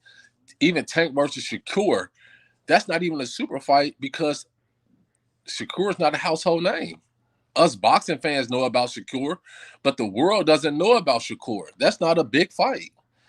All right, hold on. So I understand you saying about Shakur, but even Pharaoh gave you this facial expression like, what? You said that it's not a big fight between Tank and Devin. Pharaoh, why did you look like that? Again, my man D35, I truly get what you're saying, brother, but come on, man. For legacy purposes, you don't think that'll get the people up out they seat? No, I think it would get us. When I say us, I mean true boxing fans. Fair True enough. boxing fans would love to see that. I would love to see Tank and Devin, just for legacy, like how you say. But the world, we're looking at the business of boxing. Devin Haney is not a household name. People don't gravitate towards Devin Haney personality. They doesn't gravitate towards Bill Haney and his antics on promoting his son, whether they're good or bad. I think it's good because I feel like all promotion is good promotion when you're trying to promote a fight. But like for us, that's a great fight. That's a legacy fight for us. We'll be able to, because we know Devin Haney, we know boxing, we know Tank, we know what Tank possesses, and we want to see that style. Like you say, style make fights, but the world don't care. Like the world is perfectly fine with Tank going in there, knocking out whoever they knock. He has the Mike Tyson aura around him. It doesn't matter who he fights, long as he has his fans is gonna be riding with him, and they just want to see a knockout. They don't they don't realize that Tank he hasn't collected a lot of belts.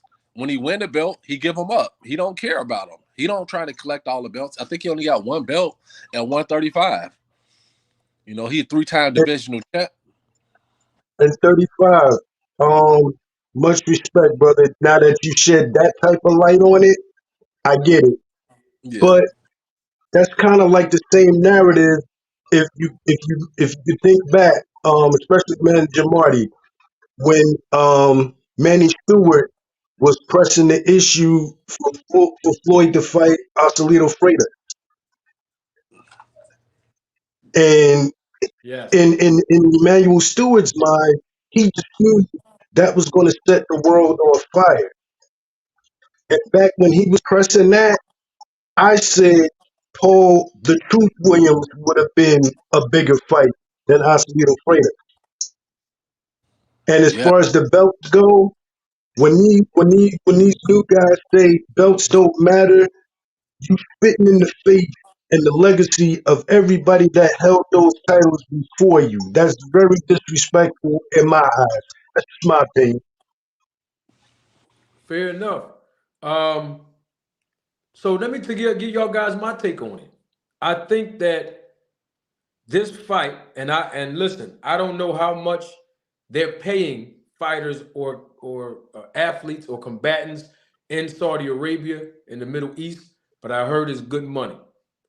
I personally think if this fight would ever happen, and I told y'all before, I don't think it would ever because of that reason of the snack. But let's say that it does happen.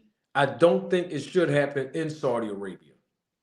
Only because this fight is an American fan fight.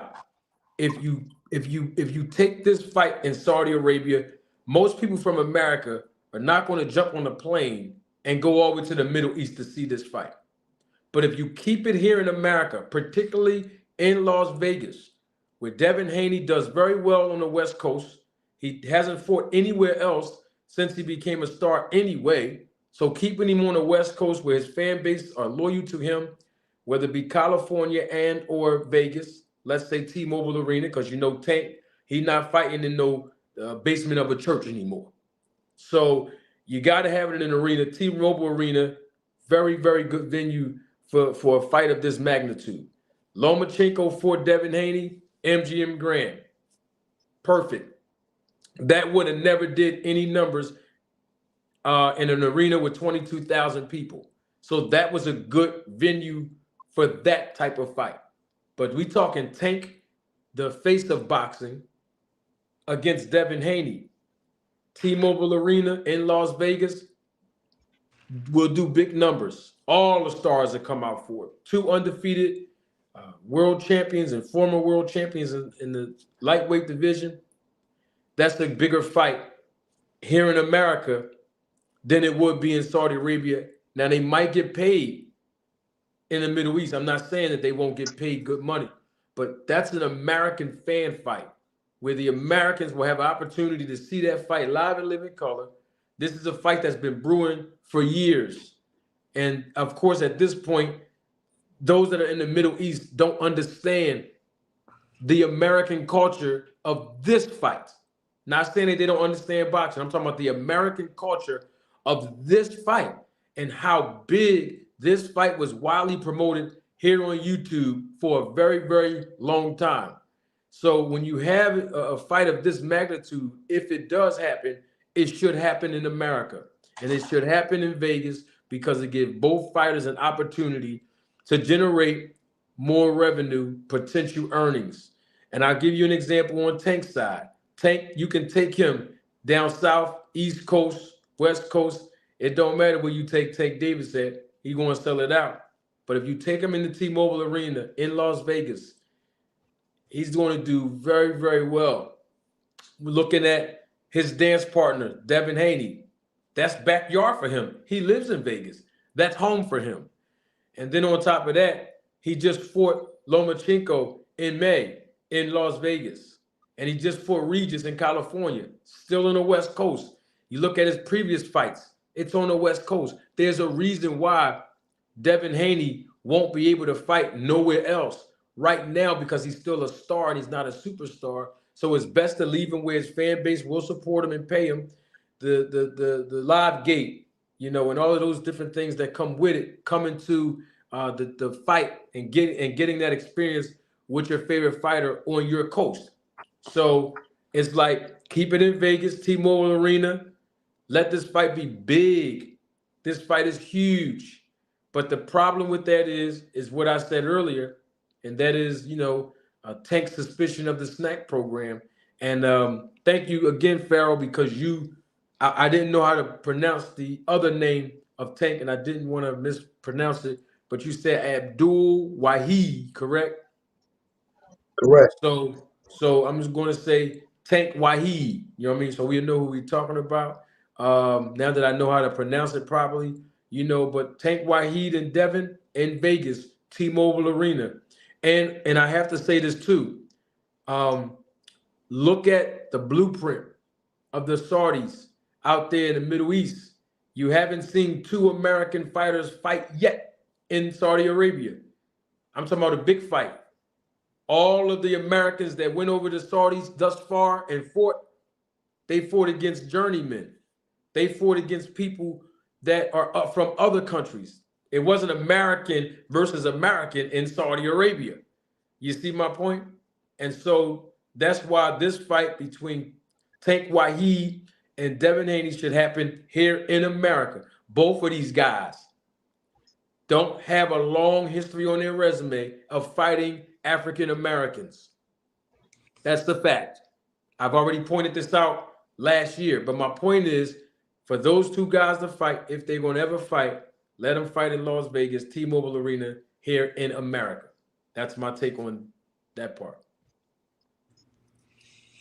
Agreed. I was gonna say if they fight, I feel like if they do fight over in America, which it should be because they're two American fighters, I feel like Devin don't want that because he's gonna have to take pennies on the dollar because Tank is gonna carry this fight. Tank is the one that's going to carry the fight. You know, people like Devin don't sell. People don't really support Devin outside of California. So I feel like that's going to be leverage in Tank and Tank favor. Like, hey, if we fight over in America, you go get 3 million. I'm gonna take the 20 because I'm carrying the fight. I did the bigger start. I did the bigger numbers. People will come out and see me. But if we fight over in Saudi, we both go get paid. But it's not. I'm not going. I don't think they feel comfortable with that fight being over there with those judges, and they don't really have. It won't be their event.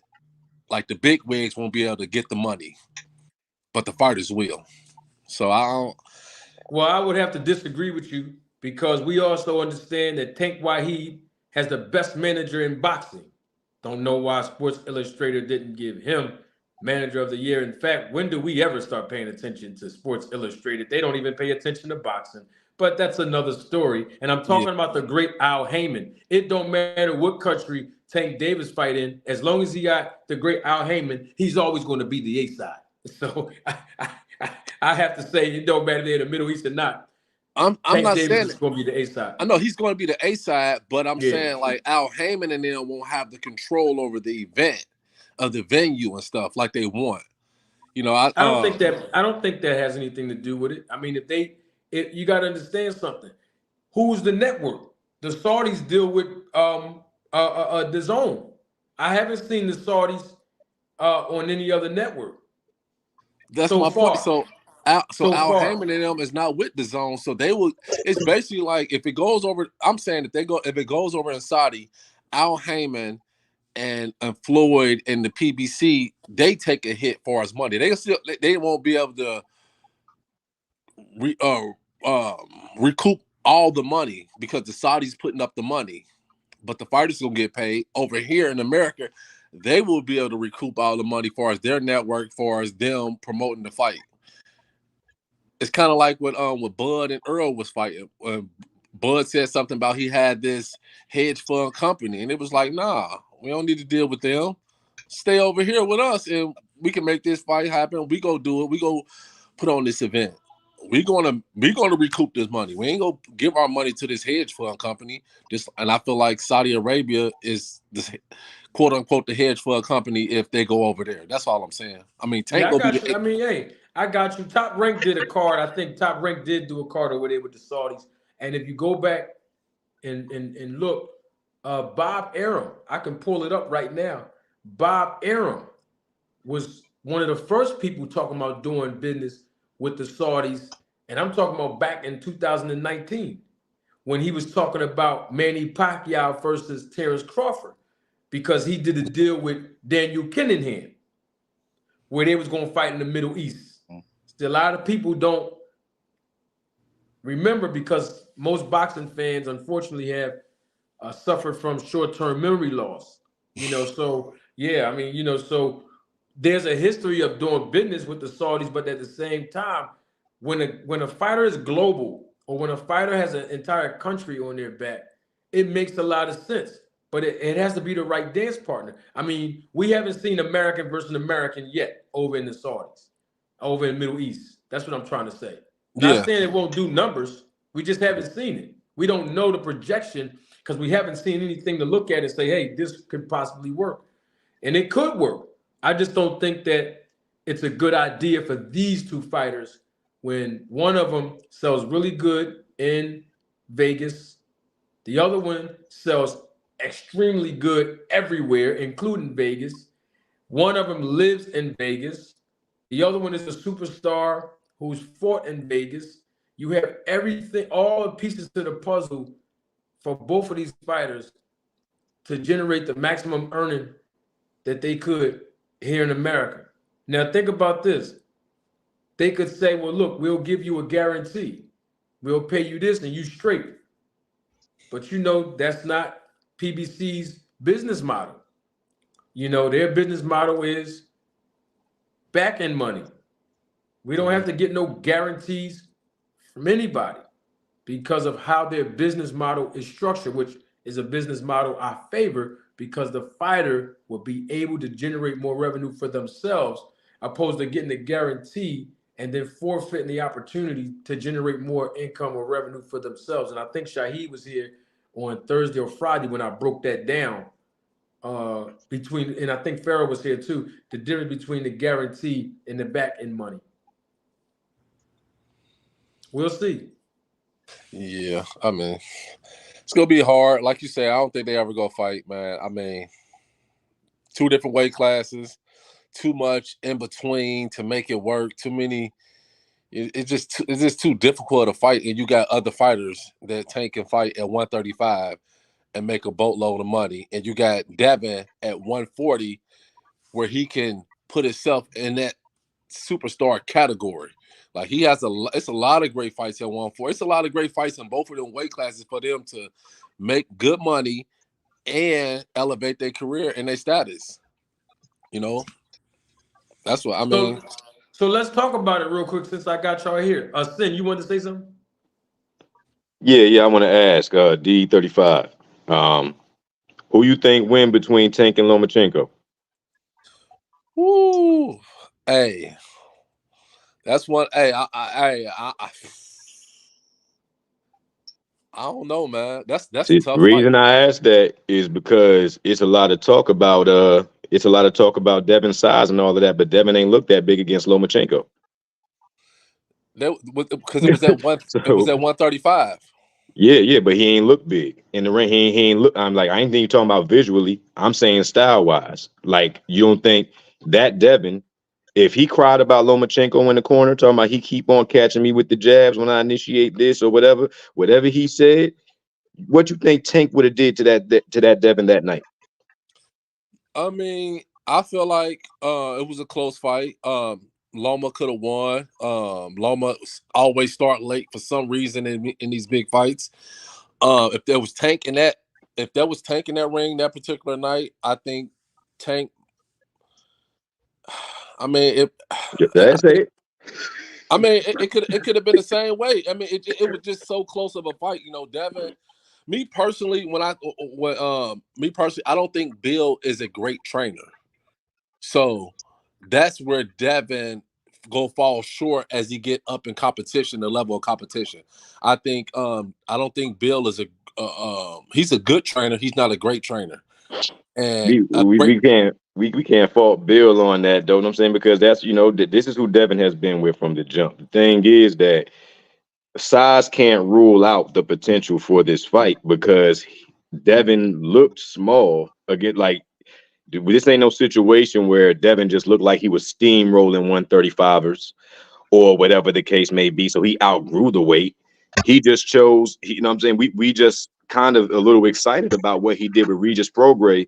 So now we're kind of accepting the perception that, oh, Devin's too big for 135. But his last fight at 135, that guy who was smaller than Devin actually kind of looked bigger than Devin. And I don't think that Lomachenko would have did that with Tank by any means. By any so means.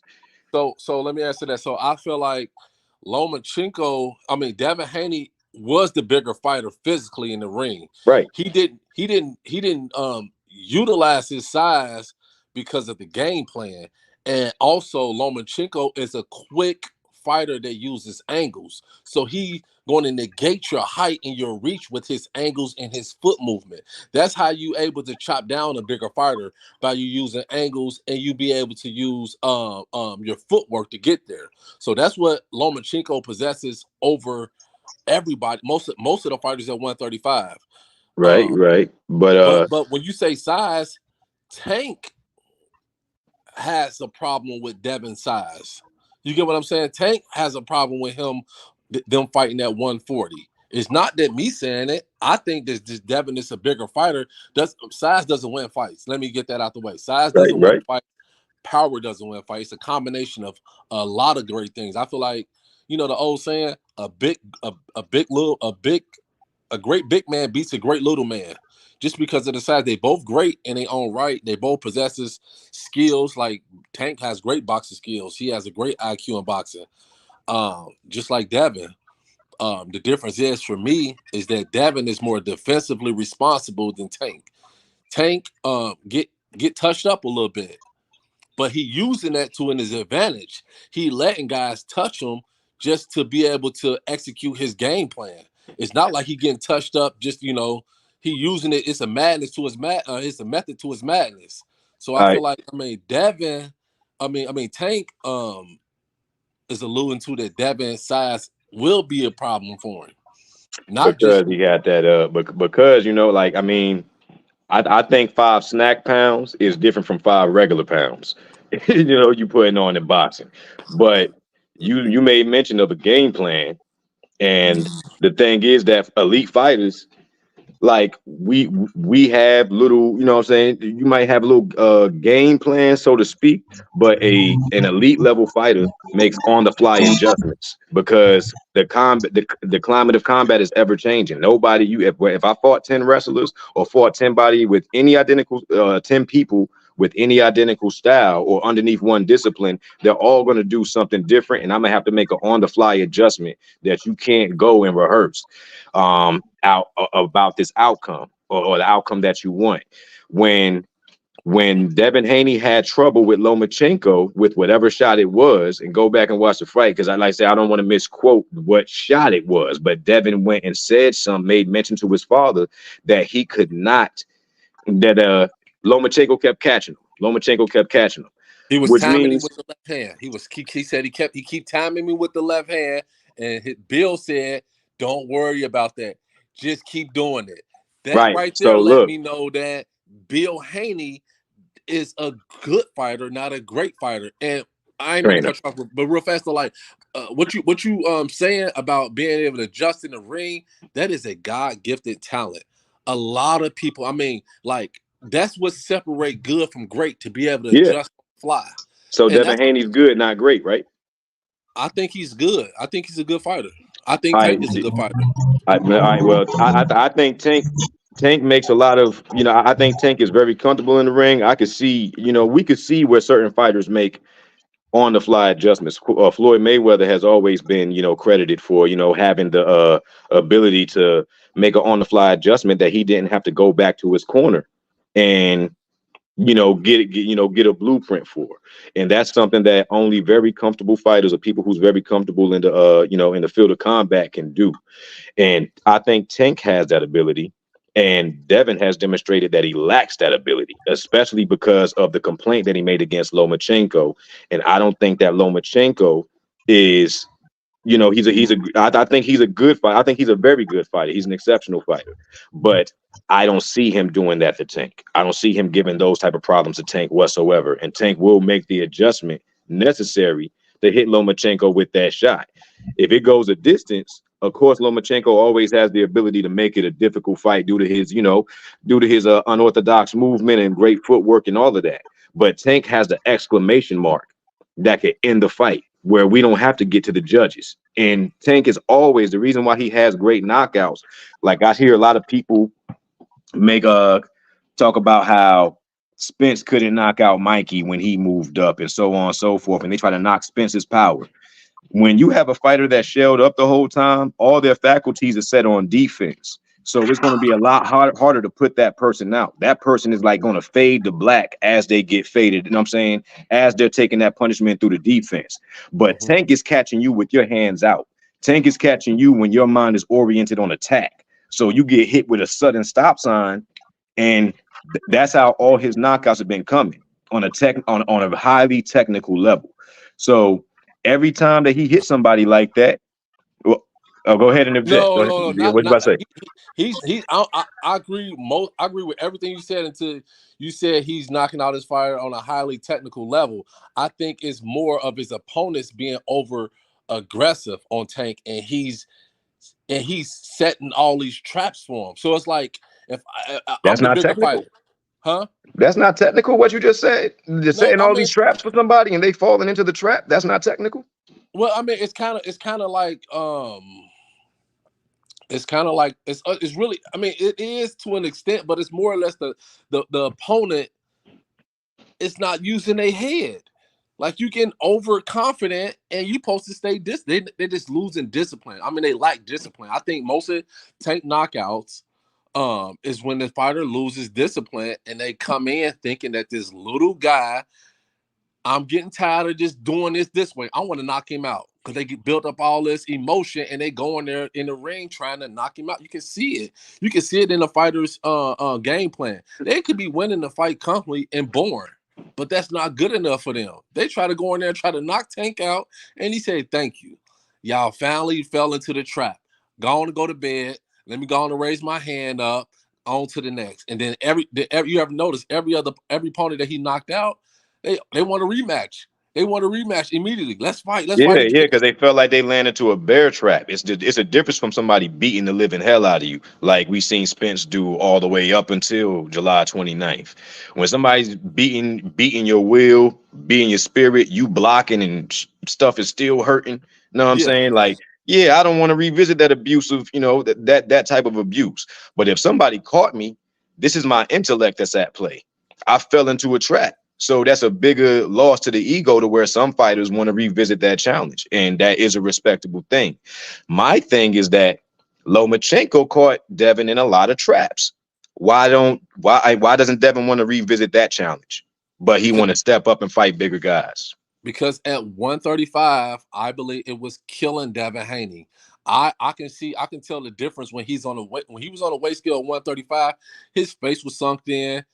He wasn't as fluent. He didn't have that much power and that much snap on his punches. When he moved up to 140, He didn't have devastating knockout power, but he had enough. He was comfortable, and that's the only thing you want going into the ring is to be comfortable. You know, you don't want to go into the ring you draining all the way down to 135, and you really a 165 pounder, 160 pounder.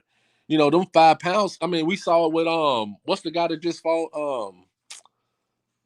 He fought at 147. He almost died trying to make that weight, and then he just Who's that? He supposed to fought. He just fought the dude, and Tony Weeks stopped the fight. Damn, he a Mexican guy. He's supposed to fight 140. He's supposed to fight. I can't think of his name. I think it's. I can't. All right, well, go ahead and make your example so we don't get caught up on that. Yeah. I'm just saying, like when I feel like Devin Haney was uncomfortable at 135. He's a naturally 147 pounder. He drained himself all the way down to 135 as long as possible and to strategically move around certain opponents at 135. I feel like 140, he's more comfortable. He could be able to rehydrate. He's going to have enough power on his punches to be able to deal with Tank. And I feel like Tank know that. That's why Tank want him to fight at 135. You know? I mean, he fought what's the name at 140? Mario's Barrios. Even after the fight, he said that he didn't feel comfortable at that weight, and I respect that. You know what I'm saying? I respect that, but he did fight Mario's Barrios that weight, and Mario Barrio was weight drained in that fight, and he had a rehydration clause in that fight. He was the champion. What's up? You talking about Virgil Ortiz? Virgil Ortiz. Is that who you're talking about? Yes. Okay, my fault. I ain't mean to disrupt. My fault, bro. Yeah. Like Virgil Ortiz, yeah. He almost killed him trying to make that damn weight. Like, I mean, his career was about to be over with. He wasn't even supposed to fight no more after that. Like he literally almost. He got sick real bad, didn't he? He got super sick. He had to pull out the fight against Staniolis. He was scheduled to fight Staniolis, and he had to pull out the fight because he was killing himself to make that weight. And guess what? Now he's fighting at 154. You know what I'm saying? It's just like that's a good example, but that's not what Devin was dealing with Lomachenko. I think that it was more of a technical. It just looked like Lomachenko had his number. And like I said, just for the sake of comparison, to revisit the original question, I don't think that Lomachenko poses those same problems to Tank Davis. And if Devin wants to be, if Devin wants to be that guy to really get, if he don't want to take those pennies from Tank or whatever the case may be, if he doesn't want to take just whatever whatever that team is offering, then he needs to remove all doubt from the boxing fans by revisiting the questionable, if he has questionable bouts, he needs to revisit those so we can get the confidence of the fans. And then, let's say if he fought Lomachenko and somebody else you brought up, that was if he fought Lomachenko and damn, it's somebody else that we were just talking about. Oh, at 140 or 135? Shoot, I think it was 140. I think it may have been 140. But for Tank or for Devin? For Devin. Devin, I said Devin should fight like an AB. He can fight a Teofimo Lopez. Teofimo. There we go. Teofimo.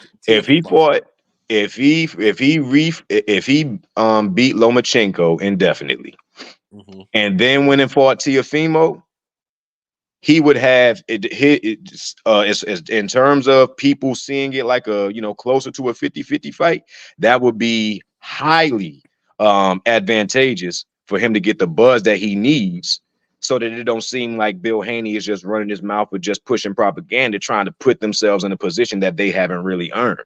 But as long as we got those fighters going on, we seen you. If he didn't even look bad against Lomachenko, then it would be less room for the questioning. But you got people, like Tank, like Tank, who doesn't have a belt, who brings in all these numbers. You got people like Errol Spence, who does great on all his pay-per-views, brings in all these numbers because the boxing fans know what they see You know what I'm saying? Like at the end of the day, everybody can't be fooled by the idea that you could just move around and skip this guy, skip that guy, and like at the end of the day, you got people who have belts who can't do the numbers of some of their, untitled, championship counterparts. And I spoke on that the other day, Ironheart. I spoke on that the other day, and there's a reason for that. Right. That is the boxers have to build a fan base that they have a connection with. And if you Mhm. don't have a connection to a fan base where their expectation level of you is high, you won't generate the revenue. And that's what I was saying about Devin Haney. Not bringing that back up, but I just wanted to reiterate that before I get the super chat because Devin Haney is not being given all the opportunities himself. He's not giving himself those opportunities to be Exactly. more available and accessible to YouTube, to the boxing media, so that he can garner more of an attraction and a connection to and with the audience, excuse me, so that they can have an expectation level of him fighting better opposition. And then they'll start paying for him. And guess what? When they start paying and supporting him, you can take him out of the West Coast and say, let's try him over here in DC. Let's Exactly. try him over here down south. Let's try him over here at the Barclays Center in Brooklyn, New York. But as long as his dad is doing all of the press, all of the YouTube and doing a lot of talking, is leaving Devin Haney in the background where he, the fighter, must garner the connection with the fan base, not his dad. And I spoke Mhm. on that just the other day. Double salute again to my guy Toon. Toon says Haney lost to Loma, in my opinion. He was a Likewise. middle, he was a middleweight having trouble, having issues with a natural 130 pounder, and the excuse was he was drained. And that's cap. Haney don't fight fighters with quick feet like Tank, Tio, and Lomo. This is the observation of Toon, and he mentioned Tank, Tio, and Lomo because they are fast on their feet. They can get to their target pretty quickly, and both of them do a good job closing the distance and making fights very competitive. In Tank's case, until it lasts. So we need to see more opposition, and I have to say this before. Let me take this off, and I have to say this because I think you guys wasn't here. I'm gonna reiterate this to the new audience because D35 keep using Adrian Broner's name by saying fight AB. He can fight AB at 140. Before y'all came up here, I'll reiterate it for the new audience. There's no point of Devin Haney fighting Adrian Broner at all. Now, Adrian Broner is a good point of him fighting because he can capture another world title, get a little petty out of it. But see, when you look at the facts that we deal with here on this channel, we understand that Adrian Broner has 4 losses. But we also understand that Adrian Broner, he only fought 3 times in the last 5 years. And those 3 fights had a 2-year layoff in between each fight. And on top of that, he never fought since June because I believe he had an injury. And Yes. so we got to include the element as well with his lack of activity plus him coming off an injury. We also have to include the fact that he's 34 years old. And we also have to include the fact that if you look at Devin Haney's resume, on your screen, he fought 11 times in the last 5 years compared to Adrian Broner, who only fought 3 times with 2 different layoffs and 2 years apiece. This young man has been extremely active. And of course, if you look at the win and loss columns in the last 6, 7 fights, he only fought 1 time, and that's George Kambosos, or with a guy who didn't have a loss. Not only that, if you look at his resume, the guys, 6 out of 7 of these guys, matter of fact, the last 7, if you count properly, all these guys were at least 30 and up, fighting Devin Haney. So you got to include all of these elements involved when we talk about Devin Haney fighting somebody like an Adrian Broner. And this is why I say it doesn't make any kind of sense to me. Activity wise, age wise, quote unquote legacy wise, it's this You, is but you, about the best. This is about the best fighting the best. And at no, this point, and at this point of the game, when we're looking at Devin Haney, it's time for him to step up his level of competition if he wants to transition into a superstar. I'm listening to you, D35. I mean, but I'm saying like all of that is true, Marty. But you're missing the point. A AB fight generates buzz. That's what Devin Haney is missing. Devin Haney is missing that gate, that what's that gateway? You know, like he needed a person that had a name that's still relevant enough in boxing far as his name to go out there to display his talent. I'm saying that's why AB fight to me makes sense. It's a fight that, hey, you haven't been in the ring, but people still know about you on social media. You still got over 1 million some followers. People still want to hear what you got to say. People want to see you in the ring.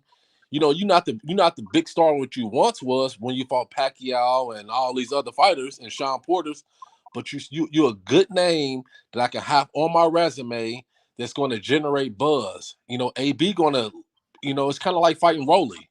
The press conference gonna be crazy.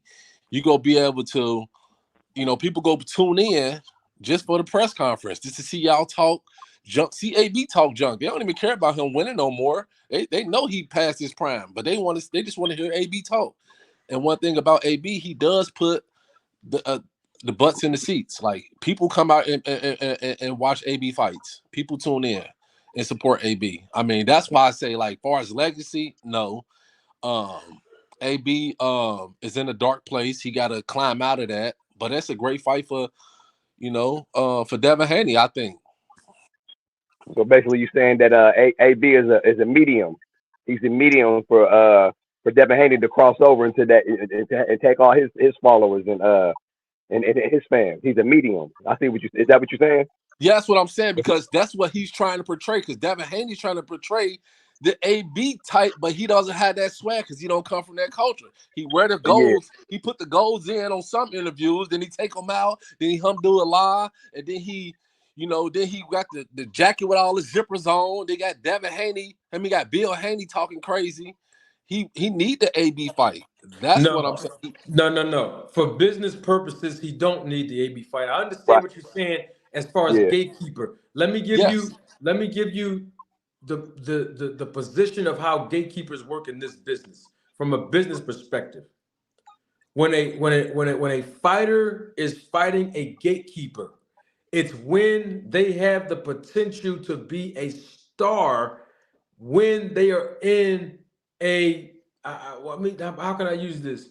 A junior or sophomore high schooler image. In other words, this is how they get over the hump. You usually fight a gatekeeper when you're trying to get over a hump as the prospect so that you can go into championship contention. Well, Devin Haney has already surpassed all of that. So him fighting a gatekeeper happened a long time ago. I mean, let's pull his resume back up just for a second in the last 11 fights. I'm If you talking look about. at his resume, hold on one second. If you look at his resume, that's on your screen right now. Mm-hmm. Jorge Linares, gatekeeper type fight. Yorioka's Gamboa, gatekeeper type fight. So what I'm saying to you is that's the gatekeeper. Look at him fighting Santiago. Santiago was 12-0. The fight before that, 11-0. Okay, stop right there. These are two undefeated fighters. Mm-hmm. From there, it's we're gonna fight Gamboa, who's the gatekeeper, and then we're going to go over the top on the gatekeeper. Then we're going to start fighting for world titles. That's what happens in the business. You don't fight gatekeepers after you amass the type of achievements that a Devin Haney amassed, is what I'm trying to say. And He's I'm not already arguing that. he's already surpassed that whole gatekeeper, you I'm not. know, business model. I'm not. He already surpassed that. So I'm not saying a gatekeeper far as like elevating the talent. I'm talking about like Shahi said, the medium. It's a crossover fight for him. No, It's it's the not. It Him is. fighting Adrian Broner is not a crossover fight for Devin Haney.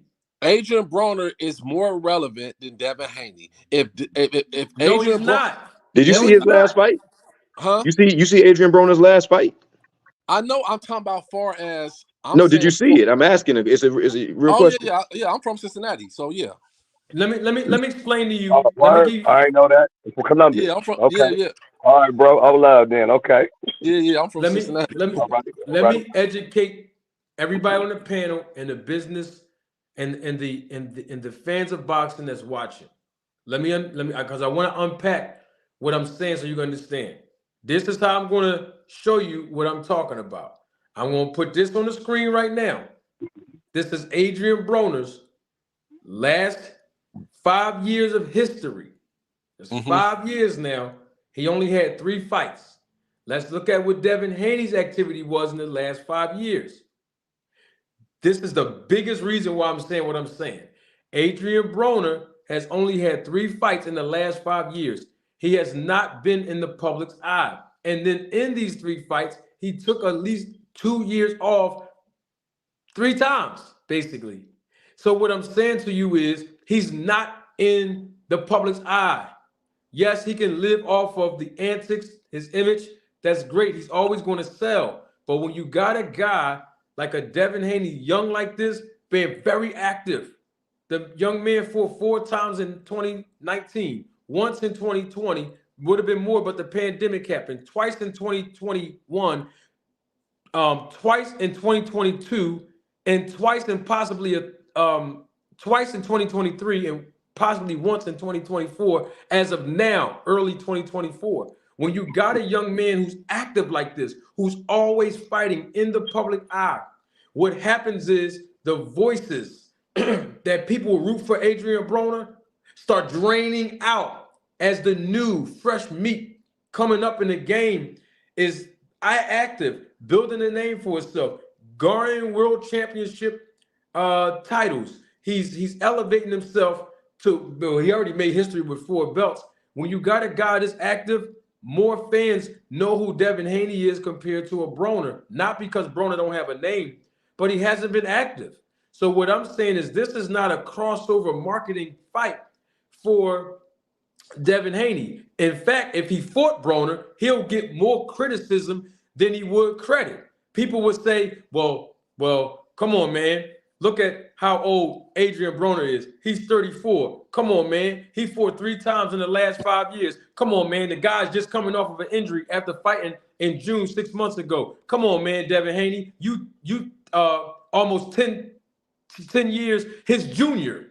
And on top of that, you fought 11 times in 5 years.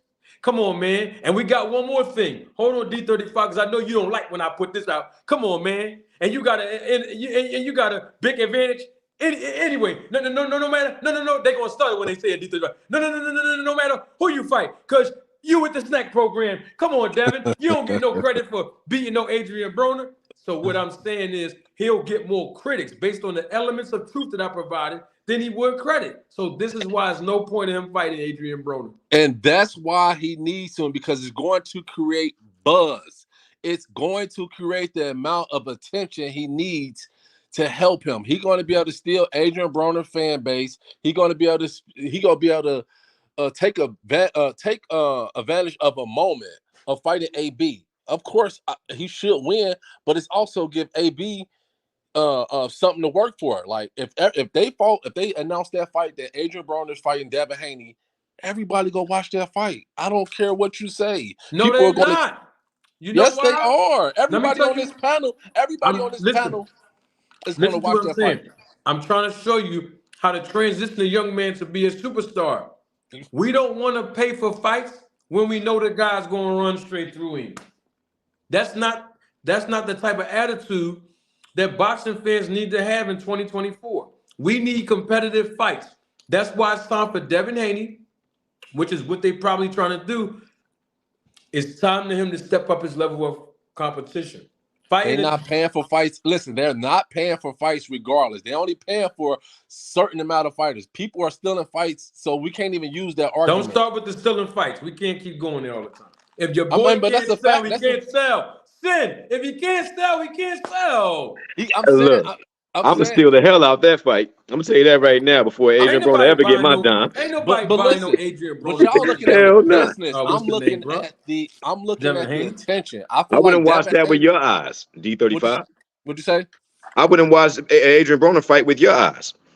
I'm not saying. I'm Like saying that's how done I am with Adrian Broner. PBC tried to give him so many bones after he was messing up the Manny Pacquiao fight, the Ashley Theophane fight. He had so many people that he could have kept that buzz and you know stayed good. Like Mayweather was doing him a lot of favors, or whoever over there, they was doing Adrian Broner a lot of favors, and he dropped the ball. Those 1 million Instagram followers, those are people who like to watch, because Adrian Broner is an entertainer outside of boxing. These are not monetizable followers that's going to buy his fights. And These are people that's going to watch him get embarrassed way after the shit. Like, I'm going to watch the YouTube highlights and hear how Devin Haney done, and I'm going to question in my mind, why would he fight him instead of Lomachenko? I'm saying. Now, let me ask you this question, D35, real quick. Okay. How do you think Sandor Martin, Devin Haney's mandatory, how do you think he's supposed to feel if he find out that Adrian Broner is going to fight somebody in real life, that they're really going to actually fight, they materializing and everything? How should the mandatory feel if that happens? Hey, just like the rest of them mandatory, go. You know how the mandatories is. They always want the championship fight. They feel like they deserved it, but it's always bigger fights out there. You can't never. Adrian Broner and Devin Haney is not a big fight, brother. It's not. Adrian is bigger than Sandy. His mandatory. Listen, this how you know it's not a big fight. Hold on, Marty. Is it bigger than his mandatory first? Hold on for a sec. Absolutely not. Hold on. Who did we hear the fight from in the first place? Bill Haney. Bill Haney. Oh, okay then. You ain't hear from a promoter. You ain't hear from a network. You ain't even hear from the paying fans. You heard it from who? Bill Haney. Because Bill. Next question. But Bill is looking at it from what I'm saying. Go after Adrian Broner, just like This how Bill looking at it. I'm gonna show you how he looking at it. This how he looking at it right here. Look at your screen. Look, for real.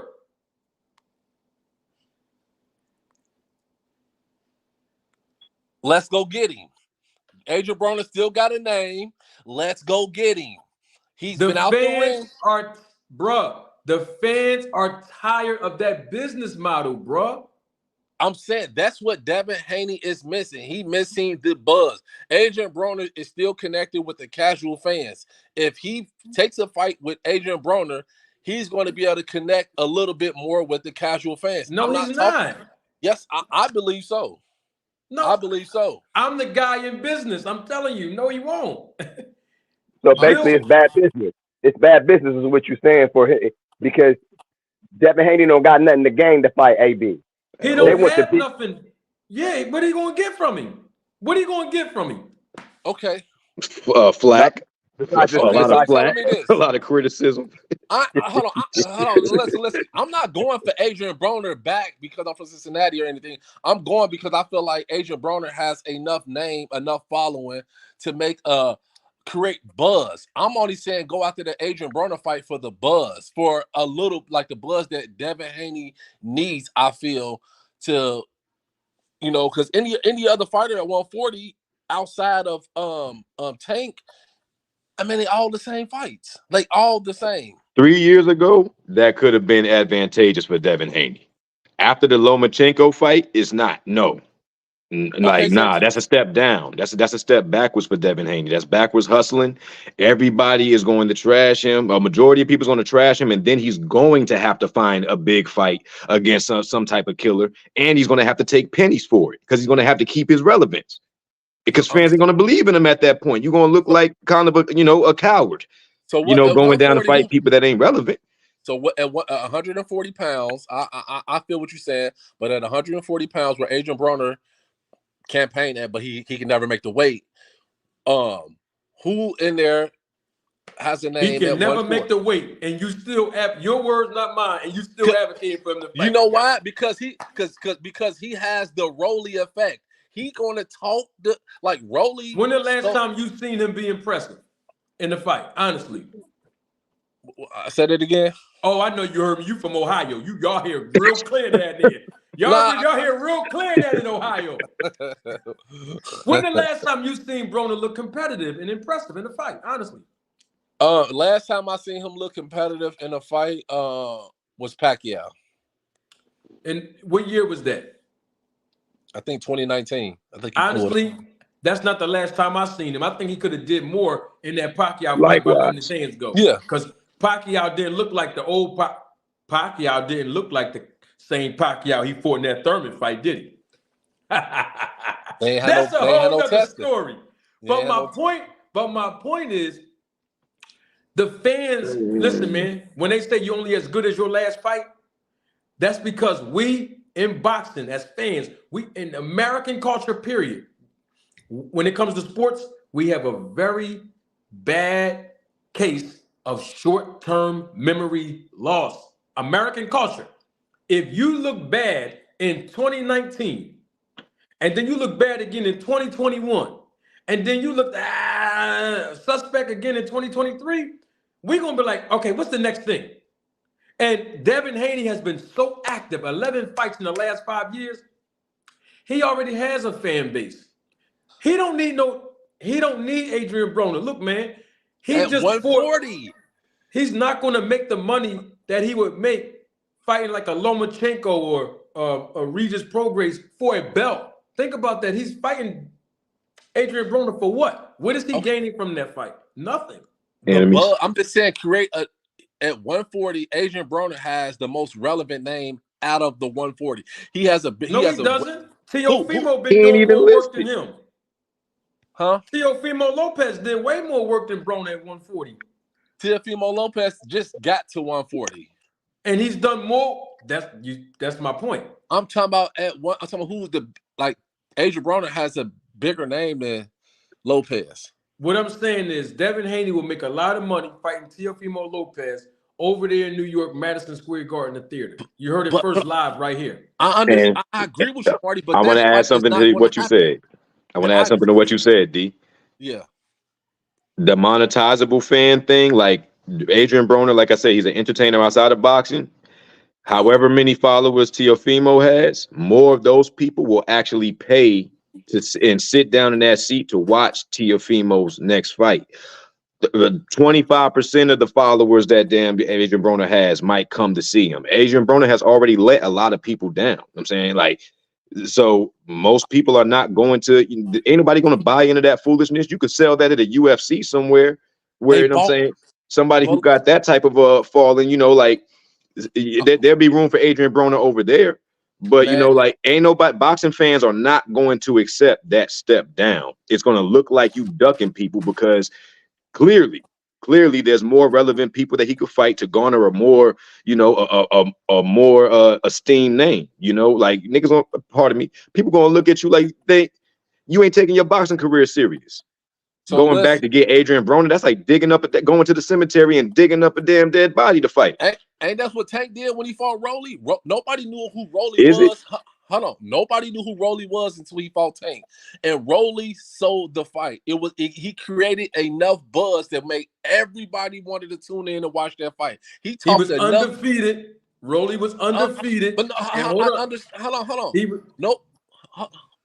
Hold on. Like, nobody knew who Rolly was until he got up on there. They did know who he was. Yes, they did. Listen. Let me tell you what they did. And I'm gonna get this super chat. See, short-term memory loss. Let me show you. When Rolly Romero, before he fought Tank, Showtime and Al Heyman, they were promoting Rolly. They kept putting him on cards. See, this business is not about, you know, you can lay down for 2 years, disappear, come back, and then all of a sudden now your name is still there, but you're not producing the work. Rolly Romero had a good card that he had with the fights that he was in. They was building him up and giving him the exposure that he needed to get him to a level of fighting for a world title or getting into a big name fight. They kept putting him on Showtime over and over, and he has knockout power. You know, he's stopping these guys. This is what the fans love, right? So he's a fan favorite. He was gaining exposure, right? Now, he got the mouth, so that's going to help him, no doubt about it. Now, it's an in-house fight. We both managed by the same guy. Okay, great. It's easy to sell. And it did good out there in Brooklyn, New York. You see, if Adrian Broner come back off of an injury at 34 years of age, 3 times fighting the last 5 years and fighting Devin Haney, and we're going to hear Bill Haney get on YouTube and say, my son's the face of boxing. He's going to get criticized more than he gained any credit for that fight. You got to give it. Nobody was talking about Adrian Broner until Bill said his name. This is why I agree. Brought this up. All right, then. If it was so big like you talking about, I'm not saying it's so Bill big. Haney Bill Haney wouldn't have to say a word. See, Bill Haney keep going out, calling names out. Don't nobody want to see Devin Haney fight nobody in their 30s no more. Don't take my word for it. Let's look at the super chat. Shout out to my guy Toon. One more again. Super chatting me all night. Thank you again, Toon. Toon says, Haney fighting another 34-plus-year-old is not shocking. You see my point? This is real fans. I didn't tweet him or text him and tell him to put that up there, brother. This is the real fan base of boxing who genuinely feels the same way. It's time for Devin to elevate his level of competition because fans are being tired of him fighting guys who are 30, 30, 30, 30, 32, 34, 30. That's all I'm saying. Or fighters that's flat-footed that he can outbox. I'm just telling you the overall consensus. So what I'm saying is it's not a big fight for him fighting Adrian Broner. Now, if he fights Teofimo Lopez, awesome. If he fights a Ryan Garcia at 140, awesome. Hell, if he even fight Rolly, we'll give him credit for that. You know what I mean? No. Yes, you would. Stop it. Yeah, you would give him credit. Stop it. Yeah, man. you would. Because Rolly you would say he got a puncher's chance like Tank. That's what y'all would say. But this is what I'm saying. AB is going to sell the fight just like Rolly. He don't care about Adrian Broner. Know that he's washed up or he know what people saying about him. But he gonna come if they sign it. They give Adrian Broner some money. He gonna act like they gave him $10 million. He gonna come in there fly fast. He gonna be talking all this junk. And he gonna get in there and he's not gonna throw any punches. Boxing fans don't want to see that. It not doesn't matter. Haney. It's the build It does. No. He just Adrian Broner is a great fighter to sell a fight, just like Rolly was. Rolly. All right, let me ask you a question. Look at the two names on your. Besides Pacquiao, do you recognize any other name on your screen? Honestly, that Adrian Broner fought. You more popular than both of them put together. Thank you. I'm just saying. You proving my point. But I didn't even think about it like that. Yeah, I'm more popular than his last two opponents, bro. And I'm trying to tell you, hey, Marty. Listen. If you listen to me, Marty, real fast. Your words, not his. When Bill Haney yelled his name, Adrian Broner went crazy. And who else? Wait, but did the fans of boxing go crazy? No. Yes, I understand that, but if they make that, I'm looking at this. Bro, I'm gonna keep it 100 with you, D. Only people I'm gonna keep it up. And I said this earlier. The only people that's trying to advocate for, oh man, it's gonna be a good fight when 90% of them that's saying that they cool with Bill Haney and they scared to tell the truth just like I just did and put the stats up on the screen. But I'm looking at it like I understand. I agree with you, but I'm looking at it like from business. You looking at it from a fan's perspective. I'm talking about the business. I'm looking at it from damn, just made me forget my point. I got you. The casual fan don't know who Santiago is what I'm trying to say. Yes. The casual fan don't know who Bill Hutchinson is. That's what I'm trying to say. The casual fan don't know who his last two opponents are. Even Haney brought up the age when they was face to face. Haney brought up the age issue with Prograis. He said, "I'm 24, you 34." He told him that. He said it himself out of his own mouth on the face-off. He said, "I'm 24, you 34." He was letting him know I done more in the sport of boxing at 24 than you had your whole career. And Prograis came back and said, "I just started boxing around the same time you entered boxing." He said, "We in the same position." That's what Prograis said egotistically.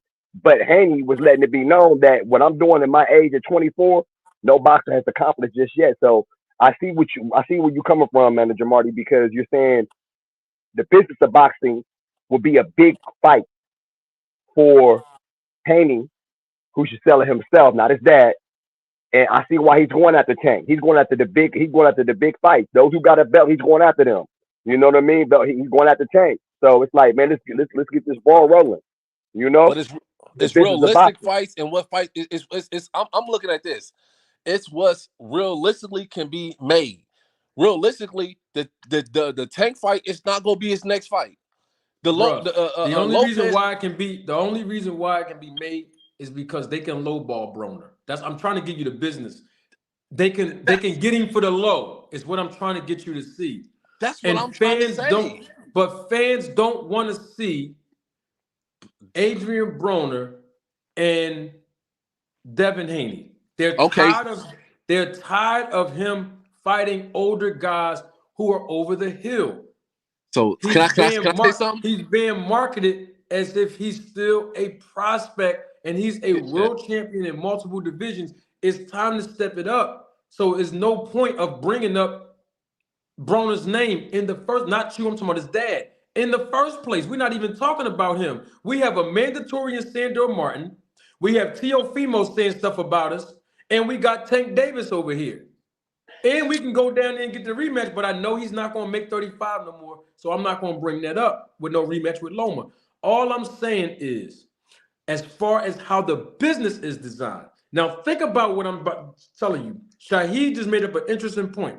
When they were face-to-face, and when I say they, I'm talking about Devin Haney and Regis Prograis, he told Regis, I'm 10 years younger than you.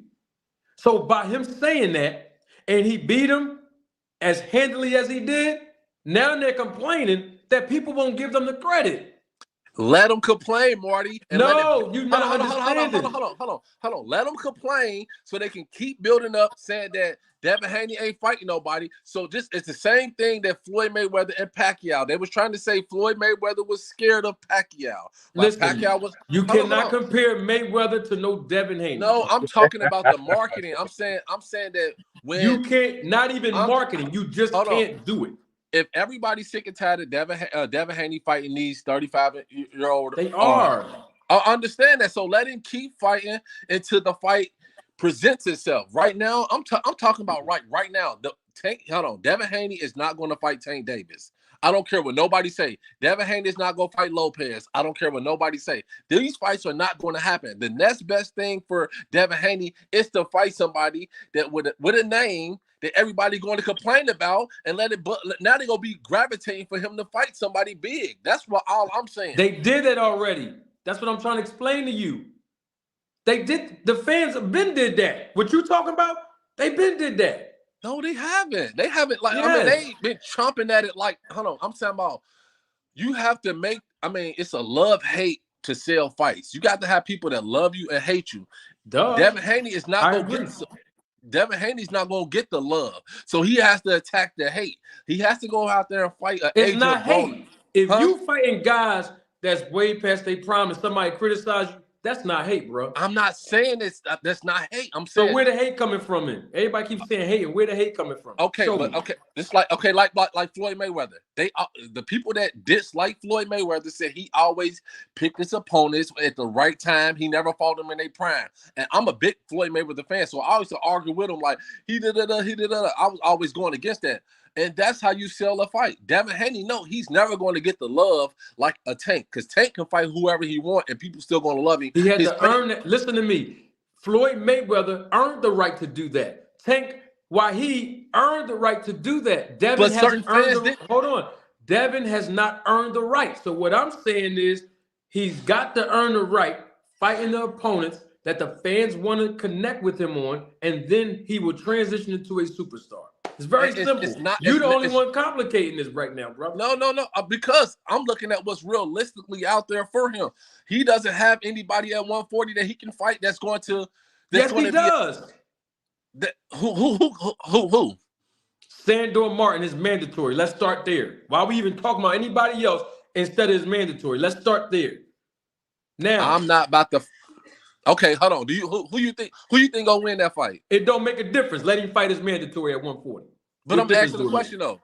What difference do it make? Let him fight his mandatory. See what I'm trying to show you. Listen, what I'm trying to show you why it don't matter. because his dad already knew who the mandatory was, but he's on social media calling out Broner. This is the point that I'm trying to make to you. I'm saying I understand that, but I'm saying that it makes sense to me if I got I know to you, but you're not in the business. I'm telling you how the business structure. His dad is on YouTube and wherever else calling out names. I'll give you an example. When Devin Haney was in training camp, when Regis Prograis was in training camp, they were scheduled to fight each other. They both was in training camp. Mm-hmm. Bill Haney was on YouTube calling out Thurman and Barrios at 147. Right or wrong? Mm-hmm. What is the point of him doing that, bro? This is what I'm trying to explain. There's no point of calling out Thurman and Mario Barrios while Devin Haney's in training camp to fight for the 140 title against Regis. To create buzz, to get people to do talking. What? Okay, to create buzz to do what? Tell me what he's supposed to do. It's to create buzz, to get people talking about his son. To do what? There has to be some kind of agenda. Let me ask a question. So he can get the big fights with a Tank. Okay, great. Now he beat Regis. Where the big fights at now? You beat Regis. Where the big fights? Broner? It's not going to happen. It's not going to. No, that's your opinion. What's the big fights now? You said this is to create buzz for the big fights. When is the big fight going to happen? Broner? After he fight Broner, fight Broner, they'll have a live press conference. Me personally, fight Broner. The press you're conference looking at this from the wrong lens. I'm trying to educate you. No, Ohio vision. I'm looking at what's available. What's available? Nah, Adrian Broner was. This is Ohio vision. It's got to be. You just said that's Cincinnati vision. Yeah, I asked you. So who can D35? D35. I asked you who brought up Broner's name, and you said Bill Haney. Before Bill opened his mouth, Adrian Broner wasn't available on nobody's radar, and you know that. To that money, to somebody said, I got that money. Listen, Adrian Broner is a fighter that's going to create. Bro, it ain't about Adrian Broner. You're missing the point. What I'm saying is nobody brought the man. The man just came off of an injury. Nobody put Broner on their radar. Who can Devin Haney fight at 140? Sandor Martin is mandatory. Let's start there. The only way, let me take my glasses off so you can hear me. The only way that fans will accept step aside money given to Sandor Martin is if he fight Tank Davis. If he ain't gonna fight Tank Davis, Sandor Martin shouldn't step aside for no Broner fight or nobody else. Go ahead and fight your mandatory, bro. If you ain't gonna pay the young boy, pay Sandor a couple dollars to step aside to fight Tank, or like a Ryan Garcia to get some big money, then what are we talking about? I gotta ask a serious question. D35, you think that Adrian Broner puts Devin Haney closer to the Tank fight, or is that not an obstruction in the way? Now people gonna find 3 more fighters that he got to fight to show why he deserved Tank, because that looked crazy. Like, do you think that puts him next to Tank? Do you think that that's advantageous to build up an actual Tank fight? Yes, I feel like if he fight Adrian Broner, it's going to bring buzz to the fight itself. He's going to beat Adrian Broner because he's going to create enough buzz with that fight. Like, Adrian Broner going to make the fight. He's going to be in the press conference talking crazy. What will the fans say? What will the fans say when he beats Adrian Broner? What will the fans say? Are they going to say, "Oh my God"? Are they going to say, "Oh my God, Haney is so good, he beat Adrian Broner"? Or are they going to say that, "Oh, he fought somebody that was washed, he got to go back and fight Sandor Martin"? No, they're going to say he beat up Adrian Broner. Go ahead and fight Tank. I bet you won't beat Tank. You don't fought Adrian Broner. Yeah, he's so. I mean, that's what I'm saying. They're going to be going at him for fighting Adrian Broner, and they're going to be like, they're going to demand the Tank fight more. That's how I'm. No, sir. They're going to demand a Lomachenko rematch or something else that puts him back into the daggone, into the spectrum of a Tank Davis fight. Like, what are we really fighting for here? At the end of the day, all of these dudes are in here for a certain type of legacy. If you're not going to if you're not trying to get belts to cement your legacy, then you're looking for the special fighter as a trophy kill to cement your legacy. if he's not moving, to progressively to build up that Tank fight, if he's not moving progressively to get that fight, then his whole legacy is shot. You just over here as an occupation. You treat it as a regular behind occupation. So ain't no way that makes any business sense for him to fight. That makes no more business sense than the damn David Evanesian fight with Terrence Crawford. Like I never heard, nobody knew anything about that guy until Crawford found him. No, somewhere in a Food Lion somewhere. But you can't compare David Avenesia to Adrian Broner. You can't compare them. Why can't I? Because David Avenesia is more of a damn draw than Adrian Broner right now. No. David is come on, man. That was on BL King Prime. That was in the back of YMC. That was in the back of the Y, man. Nobody ain't that was comedy. But what type of fighter goes and finds that fighter? Like a person who really cares about their legacy, or a person who's really trying to make a statement, is going to fight the people at the top of the mountain. And then you knock down everybody at the top of the mountain. When people thought that Castillo beat Floyd, what did Floyd do? Did he go find somebody else? No, he rematched him. And did what? Beat that ass. Eventually beat him. All right. So is that not the blueprint? If you want to get fans, you're going to go like what Floyd did, what a confident fighter does. He removed all doubt. You know what I'm saying? That was a bad decision, whatever the case may be. Hey, I'll fight him again. I'll run it back. Same thing he just did with Victor Ortiz. If you want to run it back, I'll run it back. And that's all it is to it. You know what I'm saying? But if you're not doing that, then you playing with yourself. No, I got so did they criticize Floyd when he fought Oscar?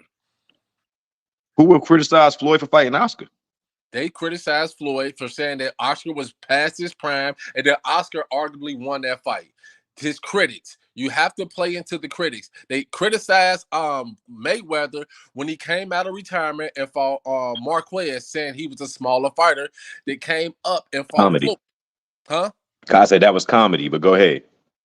Yeah, so they criticized him when he beat Shane Mosley, saying he was an old fighter when he fought him, but not knowing the history on boxing that they was at two different weights at the time, and that Shane Mosley and Oscar avoided him until they couldn't avoid him no more, until they needed Floyd.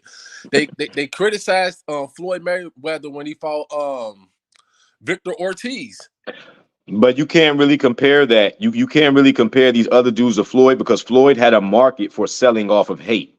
Floyd had a market for selling, you know what I'm saying, for going against the hate. And while you hating on him, he's beating your favorite fighter at the time. He's beating world champions. It's not an identical resume. He ain't go find a Food Lion worker or Uber driver to fight.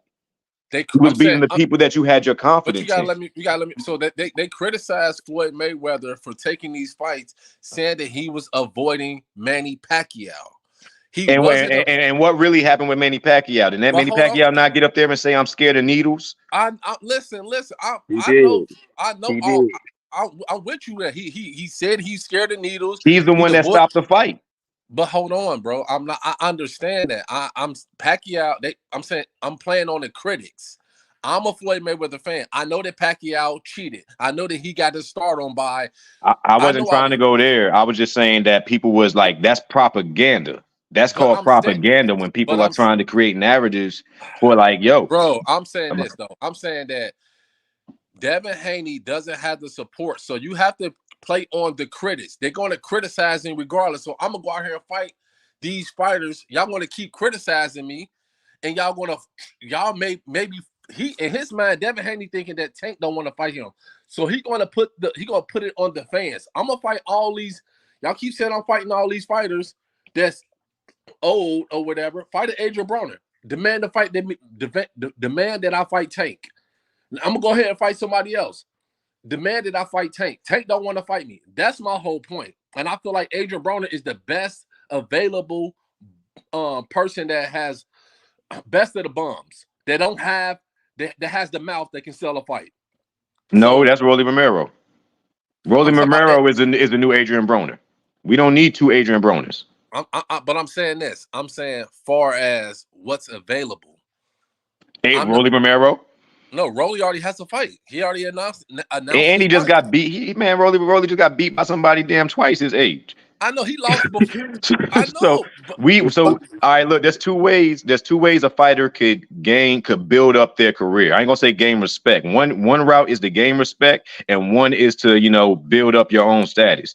You either have, what I'm saying, you either actually fight the people that are at the top of the mountain, clear out a division, clear out all the names that the fighters want to see, which is what Errol Spence did, to use an example, or you use smoke and mirrors. So the Adrian Broner route, that's smoke and mirrors. You talking about bingo, trying to sell off the stupidity of the generic fan, and that's not going to bingo. get respect. That's not That's going to what get respect. hold on, bro. It's not about respect. It's about the check. If I keep fighting these fighters, knowing that these fans are going to criticize me for fighting these fighters and want me to fight Tank, now it puts the ball in Tank court. You get what I'm saying? It's not that I'm thinking Adrian Broner is some immaculate fighter or that all this. It's like, I'm gonna fight Adrian Broner. Let y'all critics complain. After I beat Adrian Broner, I get in the ring. I want to fight Tank. Tank's scared to fight me. Whether it's propaganda, and I'm saying whether it's propaganda or not, that's what I can sell. I can go fight this person. I beat him up. Tank's scared to fight me. Tank, y'all need to fight. Y'all need to fight. It builds up a demand for this fight because So it's you think nobody. he should go the smoke and mirrors route instead of actually doing what boxing demands, which is fighting the best? Yes. All right, I can respect that. If you said that to your admission, Yes. then I can respect he should go the smoke and mirrors route, which Yes. must mean that you don't think Devin Haney's as good as he says he is. No, I think I said they both good. I just said they both good. I said they both are good. I would pick Devin because I feel like Devin defense, his size, and his boxing ability will not let him get overconfident and get caught by a shot. I feel like he would be up in a fight and use that, put those rounds in the bag and win the fight. He put it on cruise control and win the fight. But in order for him to get that fight, I feel like he has to have the Tank fans go at him by not fighting nobody and say, I want to fight Tank. I want to fight y'all favorite fighter. He has to reverse the role of what Floyd Mayweather did. Like you said, beat their favorite fighter. That's what he has to. He had to create smoke and mirrors so he can get the Tank fight, so he can get the Shakur Stevenson fight, so he got to fight all these bums. They older, they washed up. So what? I'm trying to He fight could Tank. fight Shakur right now. Like, shoot, why can't he make the Shakur fight? Ain't no reason why he can't make Shakur fight. Shakur ran him out the ring. Because Shakur Ran him out the ring. But Shakur turned down the fight. Shakur Stevenson turned down the fight. Yeah, probably trying to give him pennies. I mean, I don't know, but I definitely know how his conduct was when Shakur got in that ring after his victory. And I ain't never seen nobody that just alakazam got up out of there. When somebody He did. He that did was get up out of crazy. there. He had to get back. You know what I'm saying? He had to get back to the spot. He couldn't be out there. But the thing is, when he sent him that contract, Shakur Stevenson didn't sign it. He said it's gonna be a bigger fight later. What if that bigger fight never comes? What if you lose? What if something happened? He turned down the fight. Hey man, like I said, at the end of the day, I can respect that you're saying that he should do the smoke and mirrors thing. Now, when you say that, I could be like, all right, man, like that's the route that you think he should take. It's not a smart route, and it's going to backfire. I really feel like it's definitely going to backfire more than it would help him, because that's like literally climbing down the mountain, putting more people in your way, putting more rocks in your way, and then trying to climb back up the mountain. I don't think the boxing fans are that stupid at that point. I think that they might be sold on a Rolly fight. They're not going to do it for Adrian Broner, because Adrian Broner, we already tried it 3, 4, 5, last 4 or 5 appearances. PBC was throwing him bones, and he dropped every single one that they threw him. So nobody's going to man. Like now we're just looking at him like, decent guy, comedy, entertaining, but we don't take him serious to go buy another pay-per-view or to buy any event and go see him fail again. Boxing fans like me and you, real hardcore boxing fans, is not going to buy that. Hell the no. Casuals is going to be, look at Adrian Broner talking crazy, cussing out everybody on the panel up here, acting. That's what we already seen it once. We're not going to go for that. No, you can't sell that over and over. It only happens so many times before, that can't happen twice. But you forgetting the wild card. He has Don King in his corner that's going to get up there and act a fool and sell the fight with his connection. Like Those days are over, man. The Don King days are over. Like you trying to go to, you trying to no, dig up every grave you could. no. I'm saying this like Rolly, Rolly is trash. Rolly's more dangerous than damn Adrian Broner. No, he's not. Rolly is trash. Rolly lost his. Hold on. Before he got the Tank fight, he arguably lost the fight before that fight. He arguably got beat by the left-hander dude that I forget. I think Tank beat up or somebody beat up, and he got that Tank fight. Rolly sold that fight. People grabbed Rolly's a star off that fight because of what he was able to talk his way into becoming a star. Yeah, but talk only make it so far, though, man. That's the whole point. Talk only makes it so far. You think that people going to sell their entire careers off of talk? No, I'm saying at this point for Devin, there's nobody at 140 that is available for him to fight. That's going Sandor Martin. Like I said, I'm with manager Marty on this one. Sandor Martin, come on. Fight, yep. Go ahead, fight. Who's there? Fight who's there. Don't create a whole new conversation with people that we don't want to see. Don't nobody want to see Adrian Broner in the ring no more. Not nobody with sense. So if you serious about your career, and you trying to really get that Tank fight, you're going to fight the people that's relevant to make that, to make that happen. You're going to remove all doubt. Like it ain't like it's a bunch of haters that's stopping the fight. It's people that's recognizing that you moving funny and it's not matching the talk. We want you to step up, and we want you to put your money where your mouth is. Knock out all those people on the mountain to where it ain't nobody but you and Tank left. And now we got to talk about that fight. But they're in two different weight classes. Nah, it ain't that far off. That's what you're forgetting. They're in two different weight classes. So there's a way to avoid each other because they're at two different weight classes. I'm not going down to 135. You're not coming up to 140. So let me fight these subpar fighters. These fighters are past their prime. Create this smoke and mirrors and let the fans demand this fight. That's all I'm saying. I think this episode right here is going to be the most press Adrian Broner gets about this fight. Bingo. People are going to have to watch this. I'm talking about what we're doing right now. This is the longest. This is the most excitement that's going to be garnered with Adrian Broner's name in it. Adrian Broner, listen, he go get up there. If they give that boy that check, you know he about to act a fool. That's what I'm saying. You acting like he about to. It's still going to be empty seats. It's still going to be empty seats. One thing about Adrian Broner, people go out and tune in for Adrian Broner. They tune in for Adrian Broner. They do. I don't know how. Can somebody pull up where Adrian Broner's last fight did, what his last gate did? Can anybody got time to look at that? Because I really don't believe that anybody came to see him at his last event. And he looked horrible. His last fight, we ain't gonna talk about it, but Adrian Broner, it's a smoke and mirrors fight for Devin Haney to sell the fight to make people demand him fight better competition. That's all I'm saying. Let me get this super chat, and I'm going to wrap this part of it up. Yes, sir. Because I got some truth and evidence I want to present since we're talking about Tank Davis and, Tank Wahid and Devin Haney. Double salute. 2 Cents Boxing, thank you for your contribution and your support to the channel. 2 Cents Boxing says, D35 is capping harder than that G-Bay hat he got on. If Haney fight Adrian Broner, Tank should leave that ninja alone.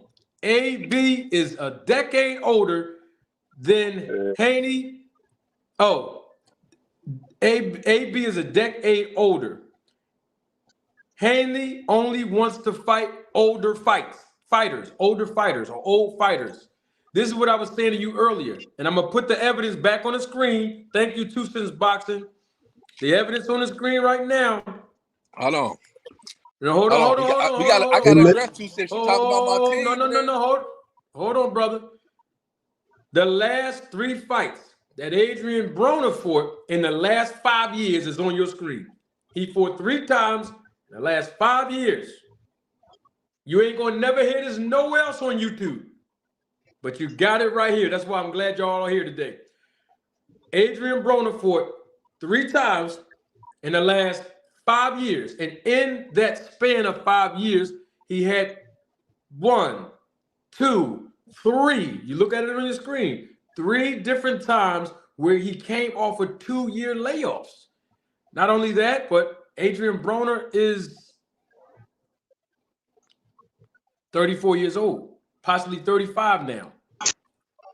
Not only that, but you look at Devin Haney's resume. In the And then, last Jamarty, can I cut in 5 for a years, second? hold on 1 second, Pharaoh. I got the audience locked in on this. In the last 5 years, Devin Haney fought 11 times. That's a lot of activity compared to a guy who's 10 years older than him, who only fought 3 times in a matter of 5 years, and a guy who's coming off of 2-year layoffs in those last 3 fights and coming off of an injury. Devin Haney will not get the credit that he deserves if he fights and even beats Adrian Broner. So it's no point of even advocating for that fight. Pharaoh, floor is yours, my brother. No, I was just going to say, peace to you in the chat. It's dinner time, so I'm gonna catch y'all on the next one. You got it, my brother. Thanks for coming through. My guy, Always a Toon. pleasure. Another super chat. Toon coming through. I got to buy him a box of cigars. Toon coming through, supporting the channel. Toon says, how Shakur turned down the fight when he went get mandated for a better cut of the money and Haney ran to 40 or 140 pounds. Y'all got to stop with that narrative. I think that was directed to some of the things that we heard D35 saying. Then we also got my guy. Double salute to him. Thank you for your contribution and your support to the channel. My guy, Lifeline Music, coming right through, always supporting the channel. Lifeline Music says, Haney gets hit significantly more than Tank. Look it up. Loma touched Haney up easily, so please, let's stop. We have somebody in the background named Macho. I will let you on the stream. You got to show me your face before I let you on. So all you got to do is turn your camera on while you're in the background. When you come on, you know, if you want to turn your camera off, you can. I'm going to start doing this. Whoever want to come on from now on, everybody got to show their faces because y'all good. But I'm just saying in general, people come up here, they don't never show their face, and then they be like talking, and sometimes the conversation go left. But people like from now, I think in 2024, we all boxing fans at the end of the day. 2024, when you want to jump on a panel, show your face. I mean, that's just me from now on. Like, show your face. We all men, you know, or women. If women want to join the panel, they're welcome as well. But it's like, yo, we all here for one common thing, and that is the love for the sport of boxing. So when y'all want to jump on all that, people they hide, you know what I mean? Hide in their face. Nobody want to show. No, everybody show their face, man. We just talking boxing. It ain't no big deal. You know, and I say that because I had a lot of flack with different people that didn't show their faces. And it's like a couple weeks ago. Guy come on here talking real spicy to me, which is cool, but it's like, I don't want no trolls on here no more. It's 2024 now. We all talking boxing. Come on through. Show your face. That's all I'm saying. The ladies want to see your face. Let me reframe that. Maybe the ladies just want to see my face. But I'm advocating for the other guys that come up here too. Okay? That's all I'm saying. I want to pull something up real quick. But I want to ask y'all two a question while I'm getting it right now. In your opinion, D35 and Sin, what is the point of Devin Haney going to 140? We heard a lot of stuff that was said at 135 when Dev was at 135. Dev and Bill Haney, they both was saying a lot of things that they were willing to do. Fight Shakur Stevenson at 135. Fight Tank Davis, or he was Tank Davis then, but Tank Waheed at 135. Why would they go up to 140 if all the stuff they were saying was basically targeting the 135-pound division? I'll start with you first, Sid. I personally, and people may not agree with it, it's unpopular opinion, but I think that You have confident fighters, and then you got fighters that's trying to kind of rob the bank.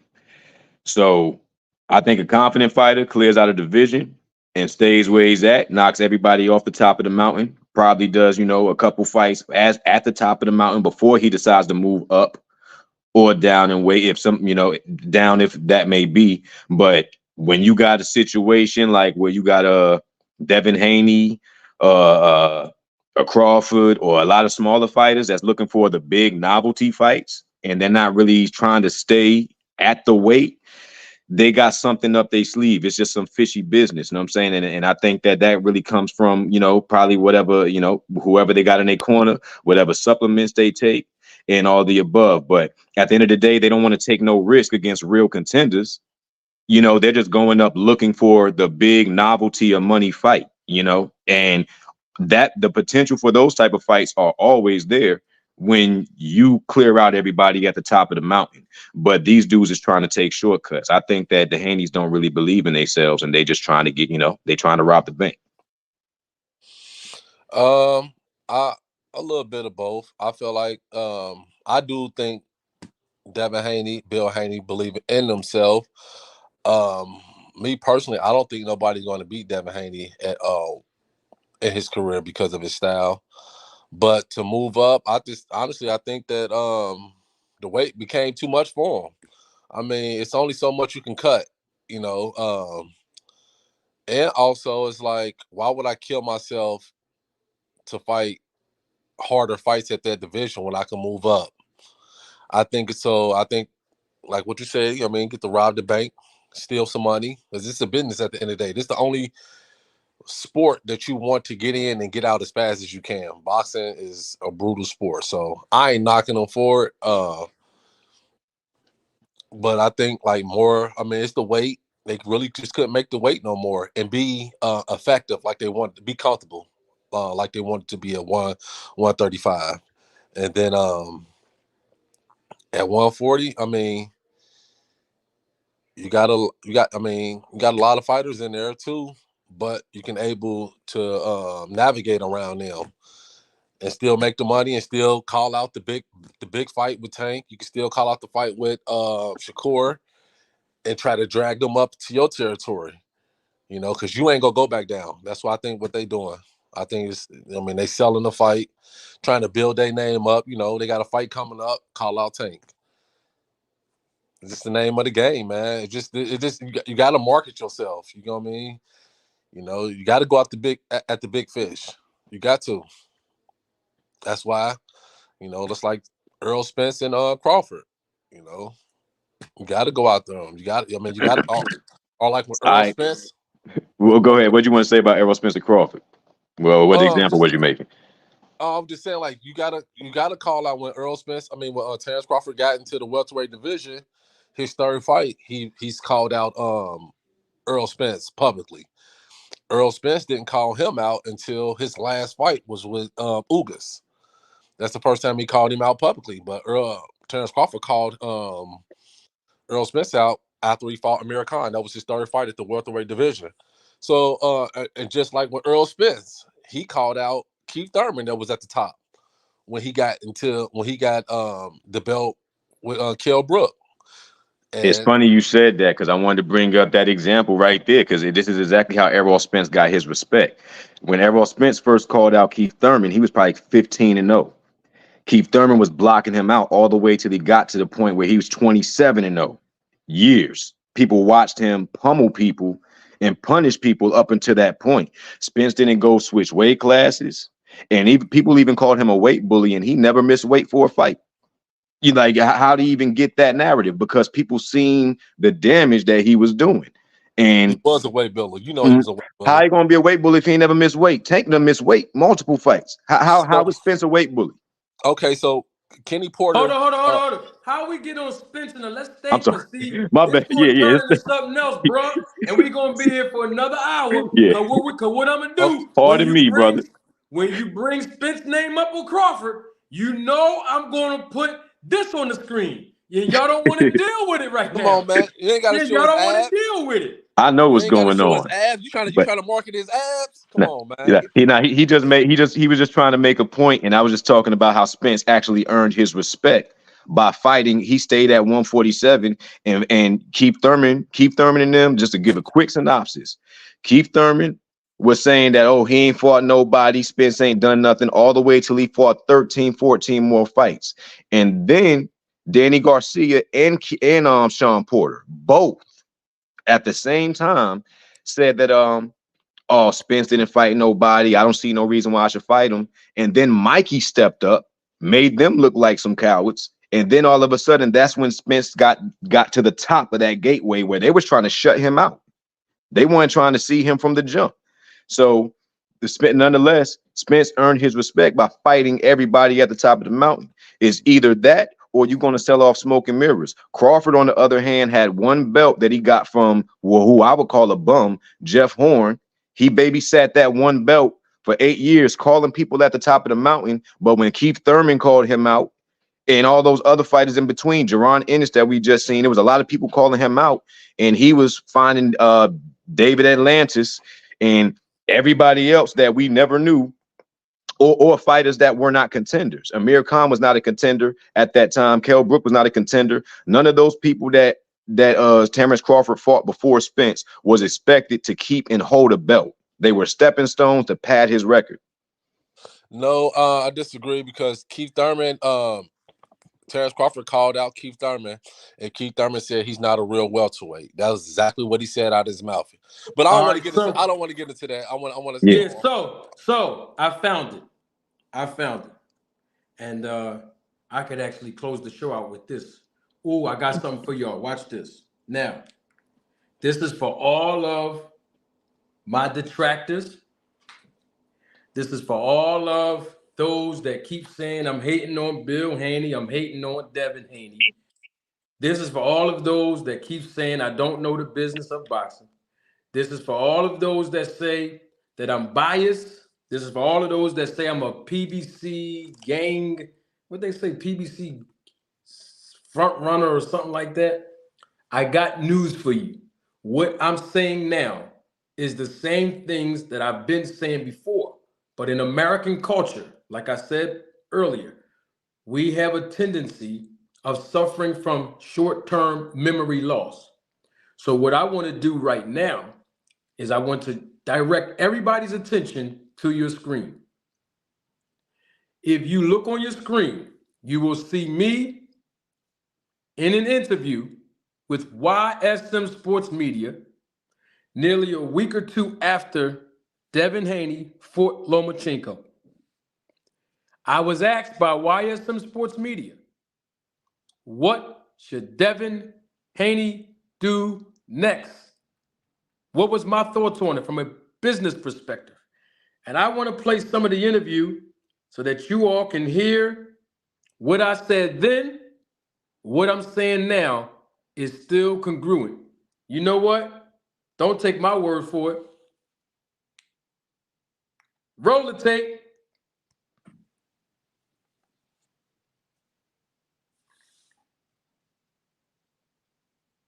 Marty, Devin Haney, undisputed champ, coming off the biggest win of his career.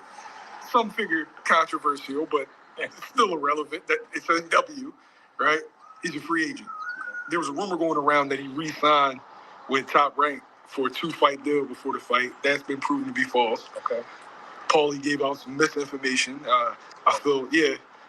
But when he gonna get into that? But now Devin's a free agent. It's being reported. No, it wasn't being reported. Dev said himself that he called Eddie Hearn about a possible fight with Regis program. What should Devin Haney do next? Well, he already did business with Matchroom and Eddie Hearn. So to me, I'm not saying that business was bad or they had a tumultuous relationship. That's not what I'm saying. What I'm saying is he's already crossed the pond. He already accomplished that feat by doing business with, somebody of the caliber of, Eddie Hearn, having that international appeal. But he should do the same thing that everyone else does when they become a free agent to make the biggest money in their career by fighting the biggest competition. And that is the same thing Pacquiao did when he was a free agent from Top Rank. The same thing we just seen Crawford do when he became a free agent with Top Rank. And of course, Devin Haney is a free agent from Top Rank as well. He should do the same thing those two guys did. And that is go sign with the great Al Heyman. Go head over there, sign with the great Al Heyman. Y'all gonna make some big money together. And even if you want to move up, I'm sure they got some people over there at 140, but I said this on my channel a couple weeks ago. I think the next fight Devin Haney should fight is Tank Davis. And we already know Tank Davis over there with Al and them. And that'll be an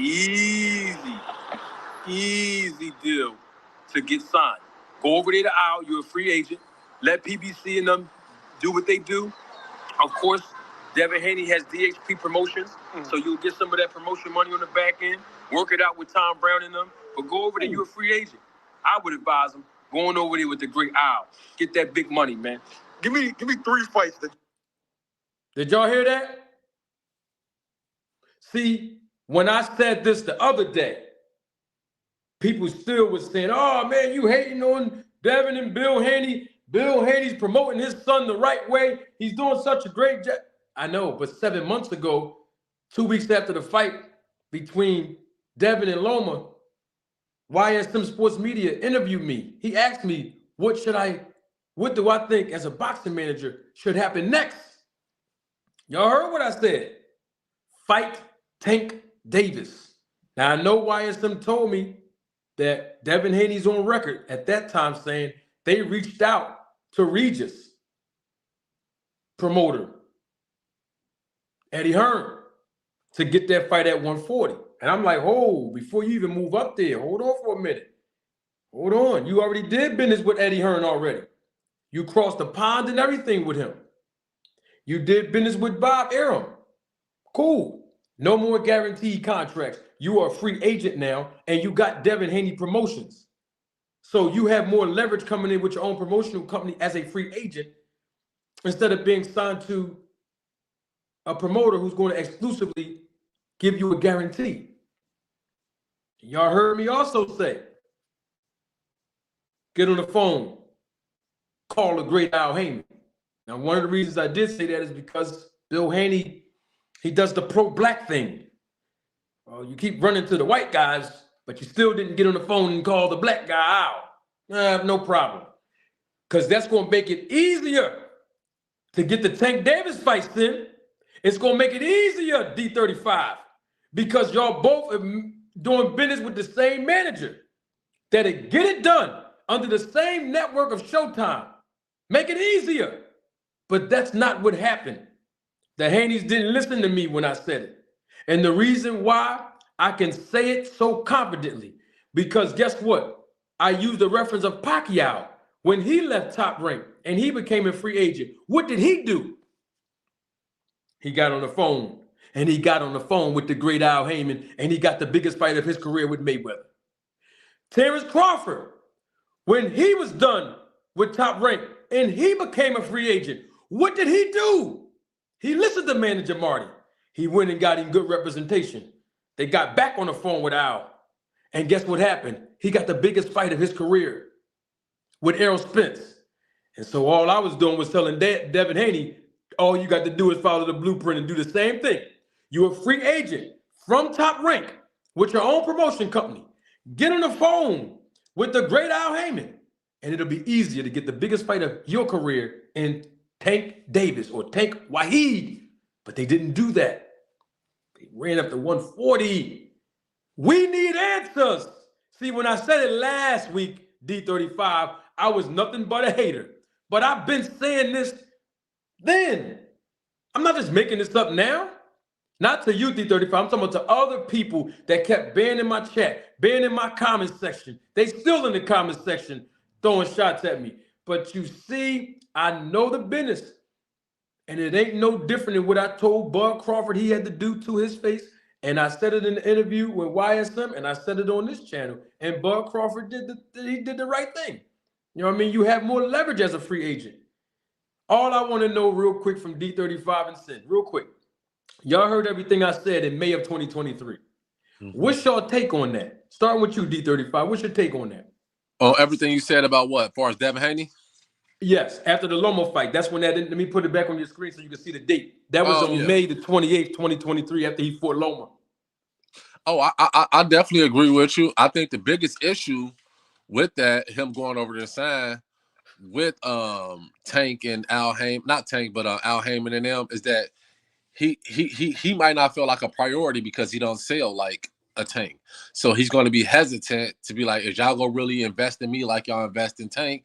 And also, I think it's still gonna be a hold up which weight we go fight at. I still think that is, but you correct. Go over there to Al Heyman if you want to make that fight. But from Devin perspective, he might look at it like, hey, I don't sell like Tank. Is y'all gonna be playing me to the, you know what I mean, playing me like Floyd when he was with Top Rank and Oscar was with Top Rank, you know, or how Bud was with Top Rank and how they was promoting Lomachenko. You know, it's gonna be one of those situations. Like, so I feel like it's kind of like if I go over there, I'm gonna be a B artist on this big label, or do I stay on my where I'm at and be an A artist? You know, be a priority.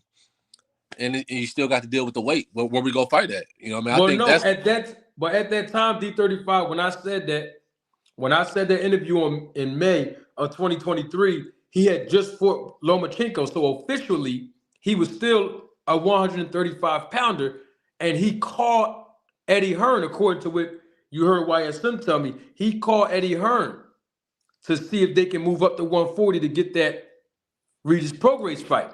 So at the time that I did this interview, he was still 135 pounds. So that was the actual weight that he should have fought Tank at then, I'm saying. I think I think that was his last. I think in his mind, his team mind, that was his last fight at 135. I agree, but see, here's the problem. When he was asked at the post-fight press conference, which I can pull up now, when they asked him about it, he wasn't definitive and he wasn't giving the accurate information. He was basically saying, "Oh no, we don't know what we're going to do." No, tell the people the truth. Listen, we ain't gonna fight no more at 35. This is our last fight. We moving up to 140.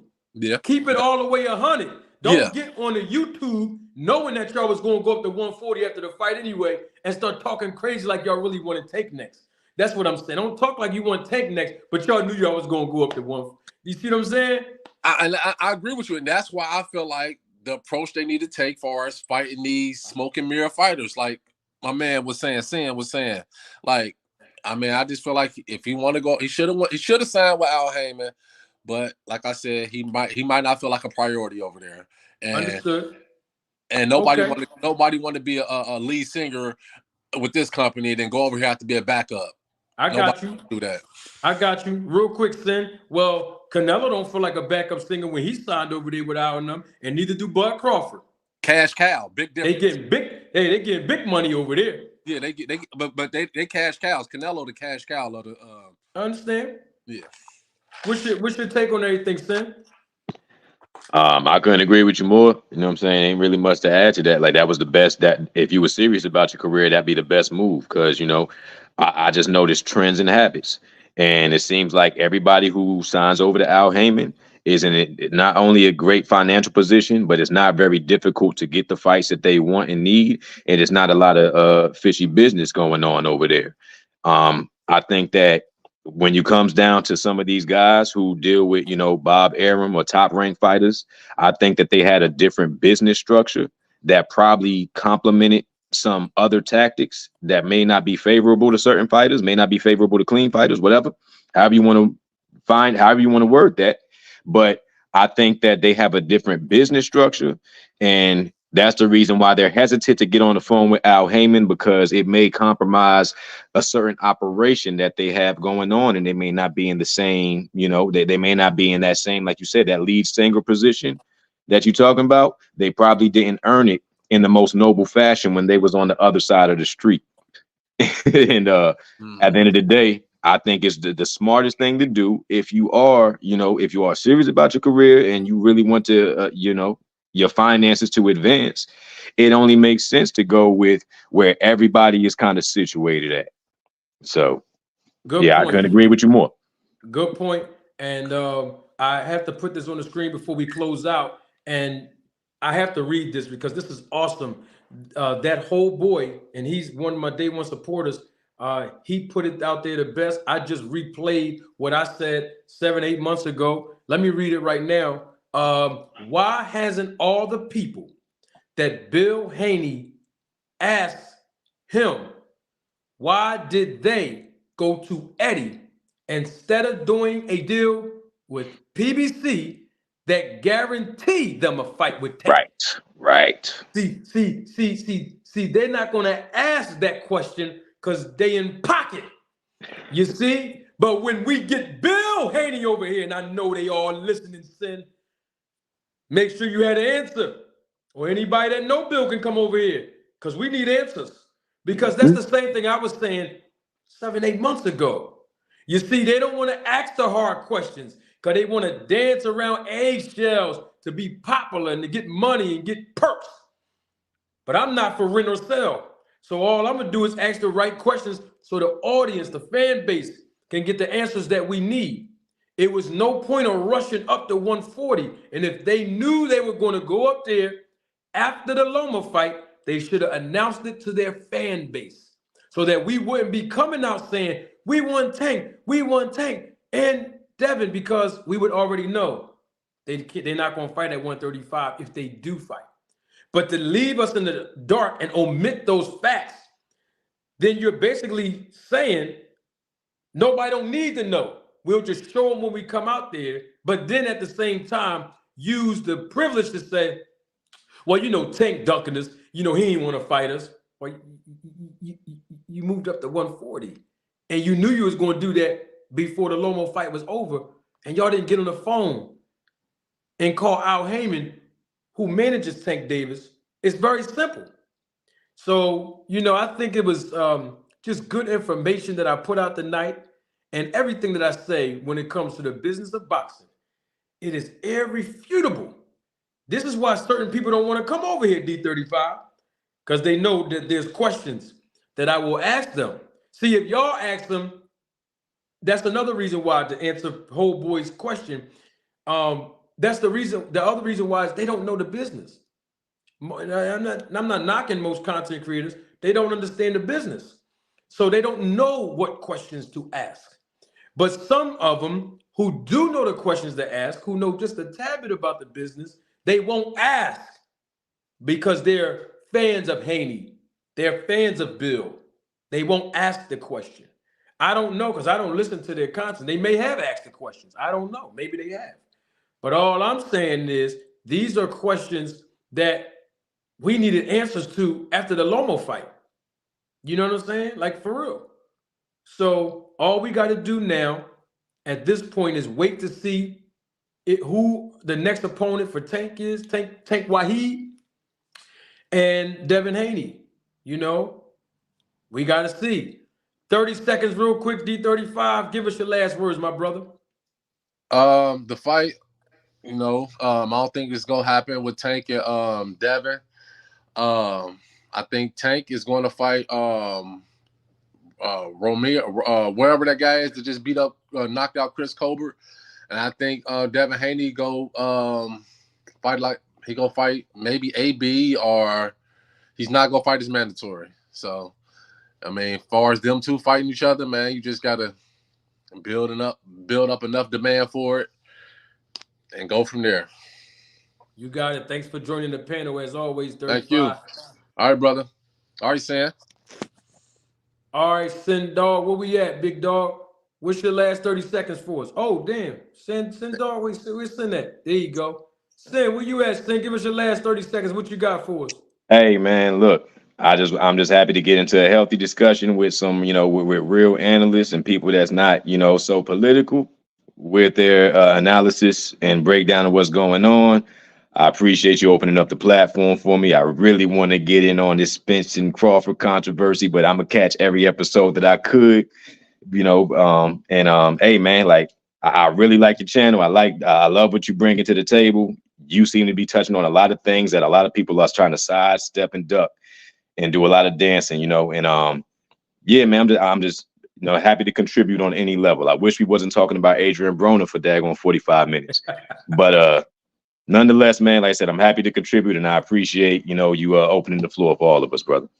Oh, anytime, man. I appreciate you coming through. And maybe tomorrow we'll spark up something with those two guys so you can get a chance to air fry and cook on Crawford and Spence because now they're saying that Crawford might go over to the Middle East to try to fight Tim Tszyu.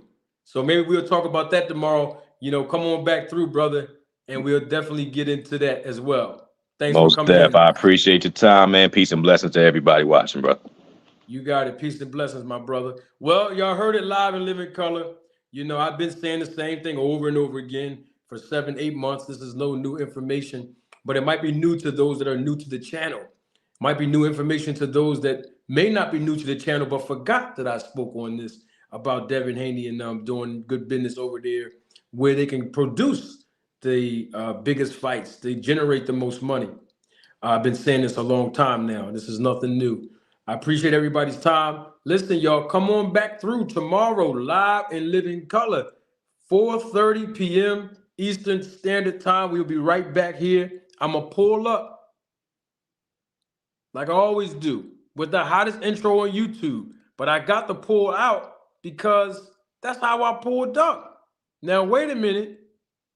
Before we go now, I got to leave y'all with my 2 famous words. And my 3 famous words. Now, y'all know I always say roll the tape. Y'all know that's my famous 3 words or 3 famous words. But there's 3 more words that I'm making famous and then 2 more words after that. So I'll give you the 2 words first. So what? Those are my 2 words going into 2024. So what? And that's for all of the detractors. And then, of course, for the people that have all the answers to our questions that we've been having year after year, the famous 3 words, we need answers. Don't take my word for it. Roll the tape. Representing the business of boxing, ladies and gentlemen, let's hear it for Mr. Marty. Thank you. You're far too kind. Thank you.